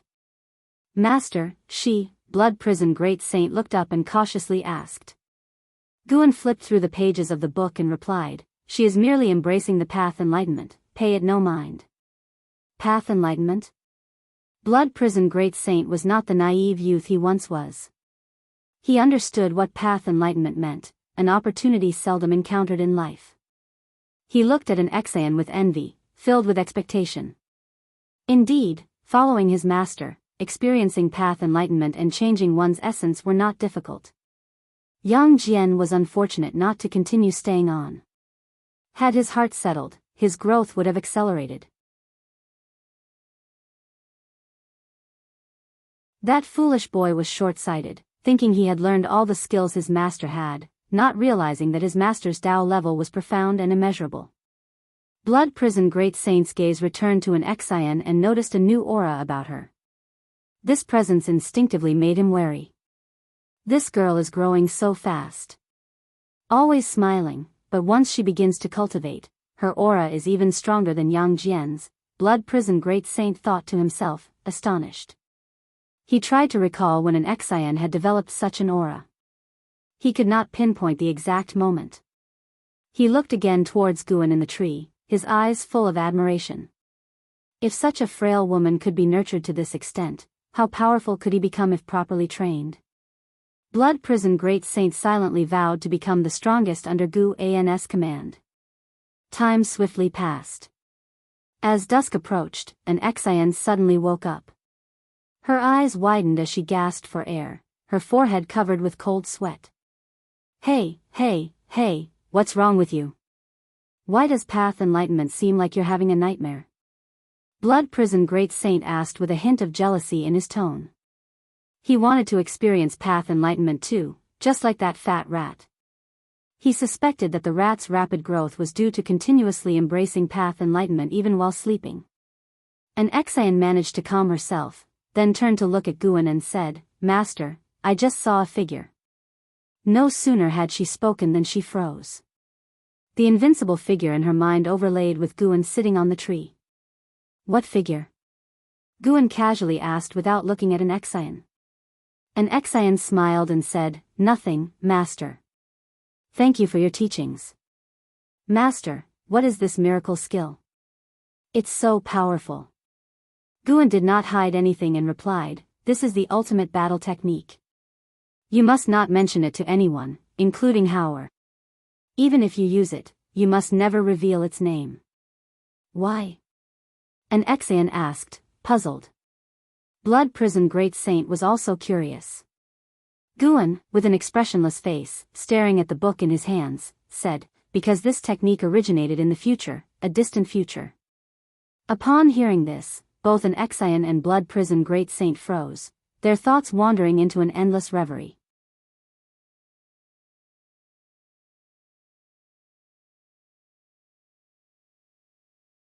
Chapter 410 Past Life Background in the Distant Future.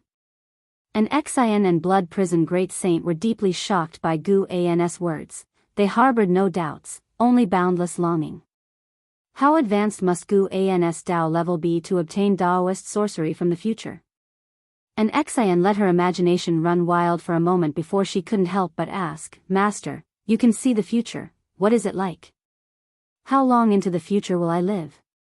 Blood Prison Great Saint also looked toward Guan, eager to ask the same question. Who wouldn't be curious about their own future? Guan replied indifferently, "The future is not fixed. If you knew it, it would change." Upon hearing this, an Xian was not satisfied and pressed on, "Then, is our fate good or bad?" Guan glanced at her and said, "With me, could it be bad?" A smile blossomed on Anzin's face as she began to flatter Guan. Blood Prison Great Saint was also excited, secretly admiring Gu An's way of speaking. He thought it supremely domineering and decided he needed to learn it as well. "Continue training, well, return later." Guan continued reading, giving instructions aloofly. Elated, an Xian turned around and began to reflect on her previous enlightenment. Although training with ultimate battle techniques had slightly extended Anzin's maximum lifespan, it was not substantial. The lifespans of an Xian, Yilan, and Zhenqin were all increasing slowly. Guan could only try to get them to reach the Nirvana realm as soon as possible for a chance at a breakthrough. Currently, they primarily relied on the primordial reincarnation skill and Gu An's elixirs to extend their lives. Guan was only reassured by their high cultivation spirit and their refusal to give up on training. As night fell, Guan descended from a tree and began to guide Anzin's cultivation. Only the next morning did they travel to Tianya Valley where, after gathering medicinal herbs, they returned to Mystic Valley. Regardless of what they were cultivating, harvesting medicinal herbs and accumulating lifespan were Gu An's highest priorities. Nothing could delay this. Recently, Guan was contemplating another matter. Where should he break through next? He felt that breaking through in the silent destruction domain would sooner or later bring great trouble to the great heavenly spirit land. The thought of facing immortals still pressured Guan. A more distant place for the breakthrough was necessary. The universe was vast, after all, hiding other great heaven and earths. It might bring trouble to other lands, but sacrifices had to be made to preserve his own land. 2 years later, at the age of 730, Guan was visiting Yi Mansion within the subsect where he and Yilan sat listening to Jinqin recount thrilling battles from years past. Energetic, she occasionally stepped on a stool, her emotions fluctuating with the dramatic shifts of the events.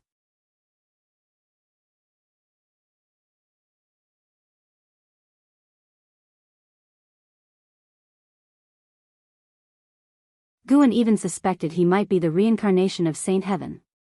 Guan approached and stopped Zhang Shi, hesitantly saying, "Brother Zhang?" Zhang Shi recognized Guan too. He was deeply impressed with the valley master who invented Go. He smiled, saying, "Daoist friend Gu, it's been a long time. I didn't expect you to remember me."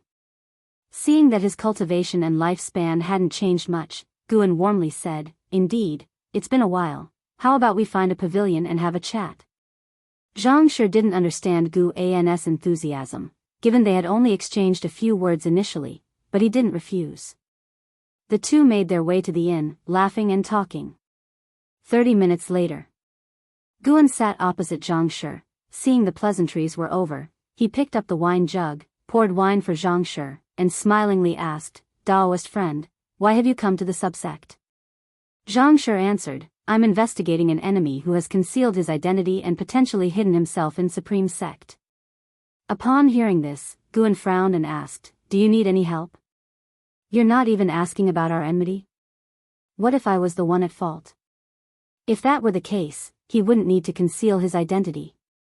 Supreme Sect, as a sect of the righteous path, would assure justice if he joined them, Guan seriously stated. Zhang Shi shook his head with a wry smile, seemingly trusting Supreme Sect excessively. "Thank you for your kindness, but I can handle it myself. I mustn't trouble others or involve the innocent." While talking, Zhang Shi kept his eyes on Guan's forehead, asking, "Brother Gu, do you understand the golden Tao patterns on your forehead?" Guan touched his forehead and said, "A friend from the immortal dynasty mentioned they were Tao patterns, something that forms with path enlightenment." Zhang Shi smiled, "Impressive that you know. These indeed are Tao patterns formed from path enlightenment, and not just any common enlightenment." He appraised Guan, pondering, "Your past life must have had a significant background." Guan, wide-eyed, asked in surprise, "My past life?" "That's right, your past life definitely belonged to one of the top powers of heaven and earth. But who exactly, I can't see through yet," Zhang Shi said, his gaze on Guan deepening. "Gotcha." Guan frowned, asking, "Then what should I do? Does my reincarnation mean I have some sort of mission?" Shaking his head, Zhang Shi replied, "Don't think too much about it. Your task is simply to live this life with your heart, and knowing your past life is to help you live with more confidence." His fondness for Guan grew. Upon learning about his past life, Guan didn't boast about his greatness but pondered the purpose of his reincarnation. Isn't that a form of enlightenment itself? Guan sighed in relief, smiling, "That's a relief. I'm used to living a peaceful life. Honestly, I'd be scared if suddenly burdened with some mission."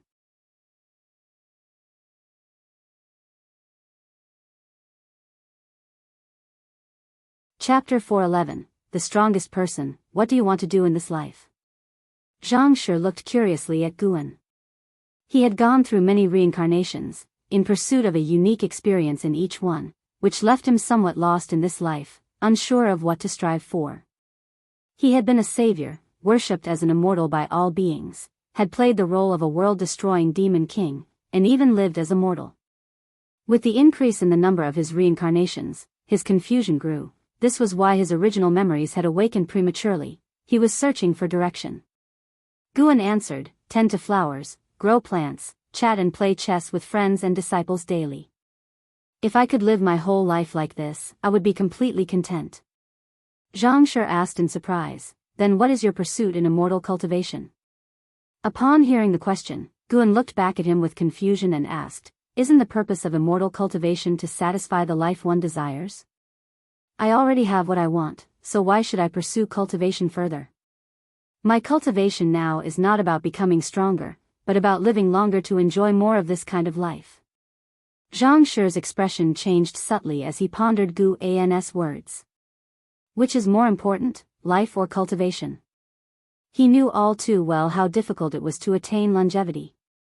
Many people appeared to live for thousands of years, but they spent their entire lives desperately pursuing cultivation, and the total time of genuine happiness they experienced might not even surpass that of a mortal. At the same time, Guan offered him a new way of thinking. Reincarnation didn't necessarily require one to be a certain type of person, it could also be about experiencing life in different ways. Seeing Guan again, Zhangshi felt that Guan possessed a transcendental quality, one that not even some free immortals had. This aura, combined with the philosophical impact of Gu An's ideas, suddenly elevated Gu An's image in Zhangshi's heart. Zhangshi's gaze towards Guan turned different, and he began to inquire about the joys in Gu An's life. Guan didn't hide anything and talked on and on. The topics were all everyday matters, but when recounted by him, they carried an unusual significance. Even the bickering between the bull demon king and the white spirit rat brought laughter to Zhangshi. In the ensuing conversation, it was mostly Guan speaking, and Zhangshi listening intently. As Guan narrated, he also calculated Zhangshi's karma. The more he interacted with Zhangshi, the more he could deduce, allowing him to glimpse into Zhangshi's past. He saw many scenes. Zhangshi was unaware that Guan was deducing his fate. In fact, he was doing the same with Guan. After a while, when Guan finished speaking, Zhangshi remarked, "Meaning can be found in the ordinary life. No, everything that exists has meaning, and cultivation's pursuit of Taoist sorcery and nature should indeed be about experiencing all aspects of the world." Guan seized the opportunity to ask, "You know about my past life. Does that mean you have one too?" After all, both of them were nascent soul realm cultivators. Zhangshi nodded, "Indeed, I also have a past life." A male cultivator at the neighboring table couldn't help but roll his eyes, winking at the female cultivator opposite him. Guan and Zhangshi were bragging so impressively, it made everyone around increasingly curious to hear what else the two could boast about. Guan asked, "Why do we reincarnate? According to what you've said, we must be very strong. Did we get injured?" "No, quite the opposite. We reincarnated to challenge even higher realms. It's the reincarnation tribulation. In those cycles, one forges their Tao, and upon full realization, one can transcend the 9 heavens of immortal path, embarking on the true path of cultivation," Zhangshi replied. He didn't lower his voice deliberately, nor did he fear others overhearing. Guan, intrigued, asked, "How many times must one undergo the reincarnation tribulation?" "It varies from person to person. The reincarnation tribulation has no limit. I once met someone who was also undergoing it, but he seemed to have long surpassed the 9 heavens of immortal path." Zhangshi said this with a vision of a figure appearing before his eyes, his gaze revealing fascination. After hearing this, Guan was interested. Could it be that even those in the Tao fruit realm must still endure the reincarnation tribulations? Zhangshi continued, "Truthfully, the enemy I seek is also using the reincarnation tribulation to conceal his identity, probably to investigate Sword Venerable Fudao." At the mention of Sword Venerable Fudao, the surrounding disciples started to become restless. "You can't be serious? That's way too audacious. Sword Venerable Fudao is not someone you can just call out. Ridiculous, do you truly believe you've reached the 9 heavens of immortal path? Ha ha ha, truly delusional." As the mockery from all around increased, Guan said with resignation, "Shall we change our location to talk?" Zhangshi nodded. Guan rose to pay the bill and then left the inn with Zhangshi, but the laughter inside the inn continued for a long time. The two walked on the bustling streets, continuing their discussion about the reincarnation tribulation. Guan was very curious about it, and Zhangshi didn't hide anything.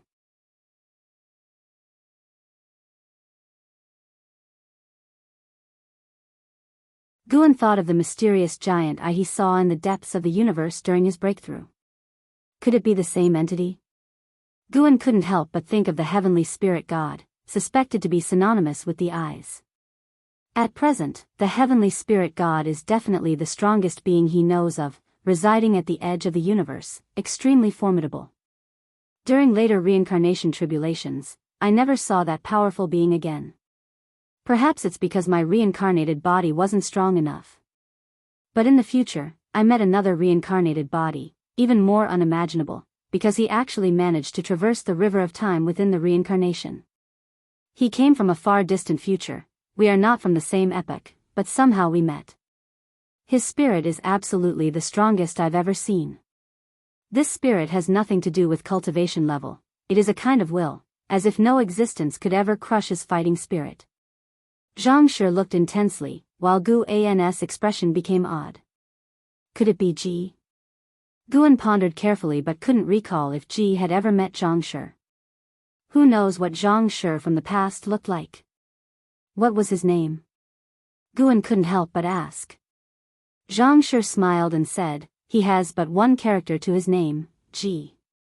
He defeated all the strong throughout every epoch in the great heavenly spirit land, pursuing battle throughout his life. Embarrassingly, I never got to fight him, he didn't even know me. I just watched from a distance as he faced the world's mightiest, even against the entire world, and he still won. I will never forget that sight. If there is truly a strongest being, I believe he could become the strongest.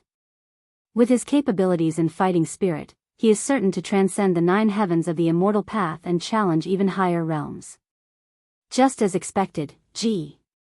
Guan secretly felt triumphant. Ji was himself, impressing Zhang Shi within the reincarnation, a rather satisfying notion. He pressed on asking, you have no idea about his ending? I don't. After single-handedly sweeping away all powerful beings, he broke through the void and continued his journey. But as of now, his journey has not reached our epoch.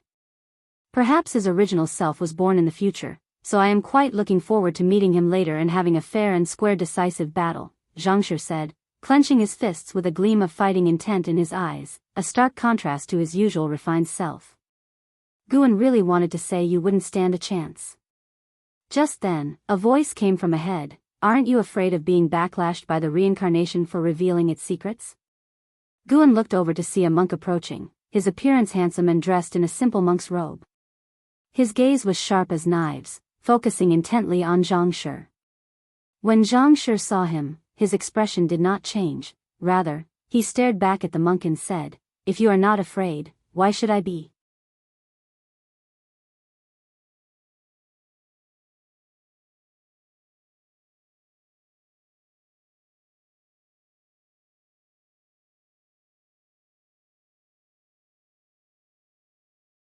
Free immortals, standing above all creatures and traveling the universe with ease, lived for tens of millions, maybe even hundreds of millions of years.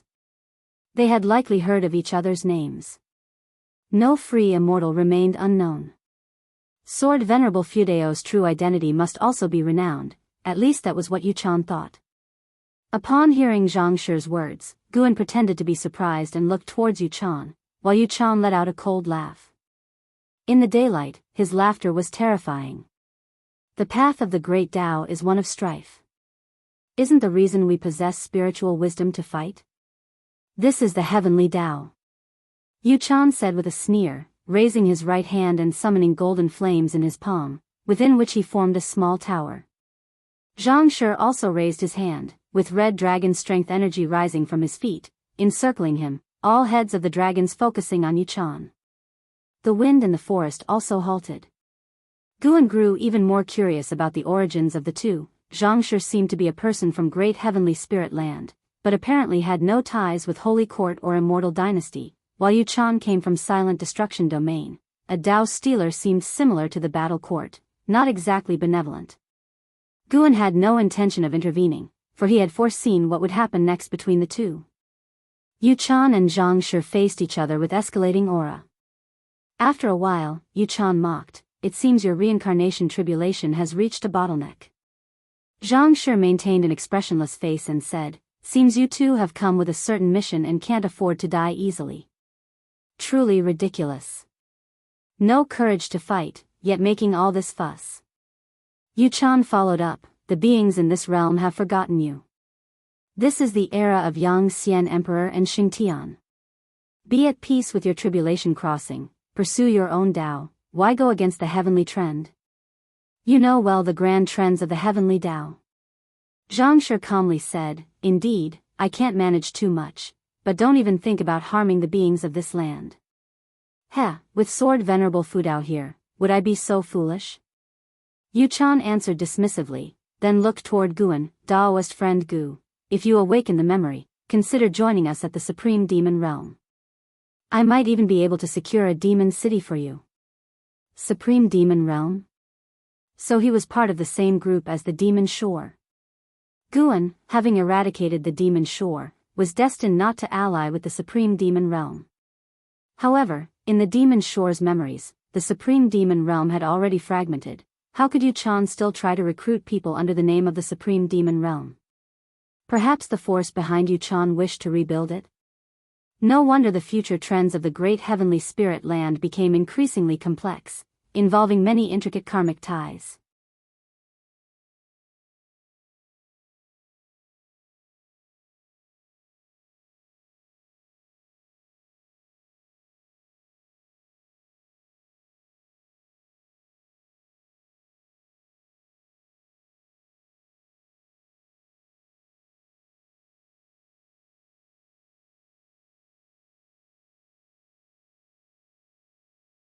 I hope only you and I know about what happened tonight. Guan left those words behind and disappeared around the corner of the tunnel. Shenzhen stood in place, recalling what she had seen and heard earlier. She felt as if she were in a dream. Have I soul transmigrated into another world? Shenzhen muttered to herself, then followed and sat down at the desk. She raised her hand and, with a wave, the wine pot flew over through the air, yet her hand trembled. Inside the third medicine valley, Guan sat in the loft, holding a golden miniature tower in his right hand. The commotion from Shenzhen's cave dwelling had been deliberately isolated by him. Even the Sun and Moon Netherworld Emperor hadn't sensed any disturbances or anomalies. The divine thought true immortal was very strong, but in the eyes of a free immortal, it was nothing significant, and for the Taoist hidden immortal, even less different from a mortal spirit. Guan was using his divine thought to search for Yuchan's soul, which was encapsulated within the tower itself. As he had guessed, Yuchan and the entity behind him wanted to rebuild the Supreme Demon Realm. He had invited Demon Shore many times and been rejected, until hundreds of years ago when his reincarnation body sensed the karma of Demon Shore. He then saw hope to win over Demon Shore. Yuchan's reincarnation tribulation was on its last step, which was why he could retain the memories of his past life. The closer to successful tribulation crossing, the more memories from past lives the reincarnation body retained. Zhang Shi was just one step away as well. Ji Xiaoyu probably had a bit more distance to cover.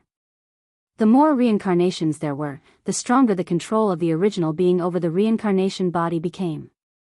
During the early stages of the reincarnation tribulation, it was like reincarnation. Until death, one couldn't recover the memories of past lives. The current Supreme Demon Realm was very strong, with more than 10 free immortals. Leading them was the Supreme Demon Emperor, with an unfathomably deep Tao level. Even Yuchan did not know how extensive his cultivation level was. The Supreme Demon Realm had many targets, and the Great Heavenly Spirit Land was just one of them. They wandered deep within the silent destruction domain. Guan retracted his divine thought, and with a clench of his right hand, the golden sand drifted out from between his fingers, then turned into fly ash. This golden tiny tower was also an Immortal Path Supreme Treasure, built by Yuchan over millions of years, stronger than the Immortal Path Supreme Treasures controlled by the Holy Court because it had never left its master. You have successfully seized the lifespan of the Sun and Moon Netherworld Emperor, free Immortal Realm 9 layers, for 2,580,928 years. The prompt that popped up did not surprise Guan.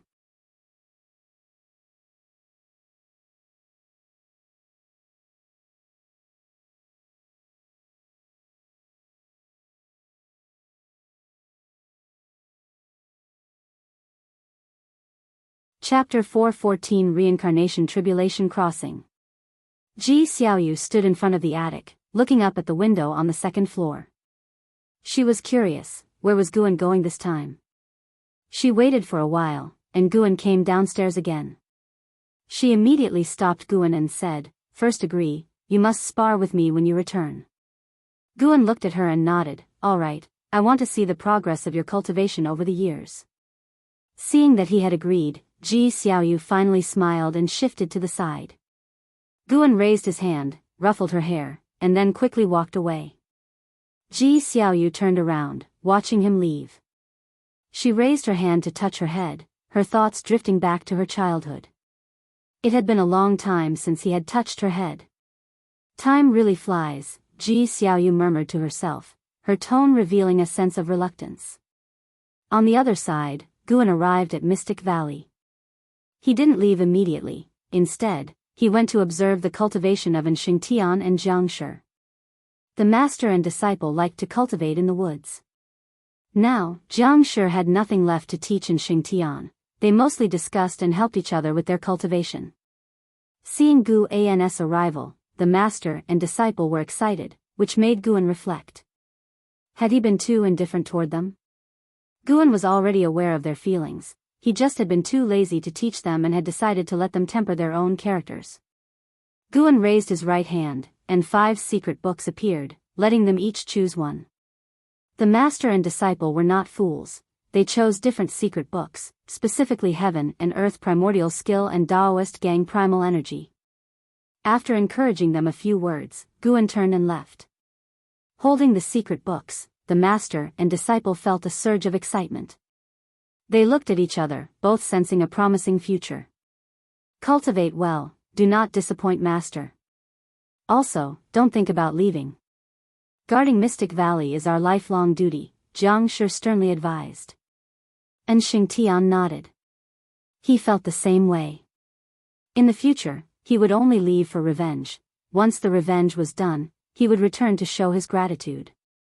Practicing under Sword Venerable Fudao for thousands of years wasn't much, as long as they could continue to live and cultivate under Fudao's guidance indefinitely. After leaving Mystic Valley, Guan walked towards the distance on foot. His gaze fixed on the reincarnation vortex in outer heaven. He decided to go into the reincarnation vortex to cultivate. He had previously sent an incarnation to infiltrate it. The reincarnation vortex wasn't another world. Aside from the dense reincarnation rules, it served more as a transmission channel, accessing countless realms. This was also why Xiaochuan had not reappeared since entering. He had been reborn in another realm.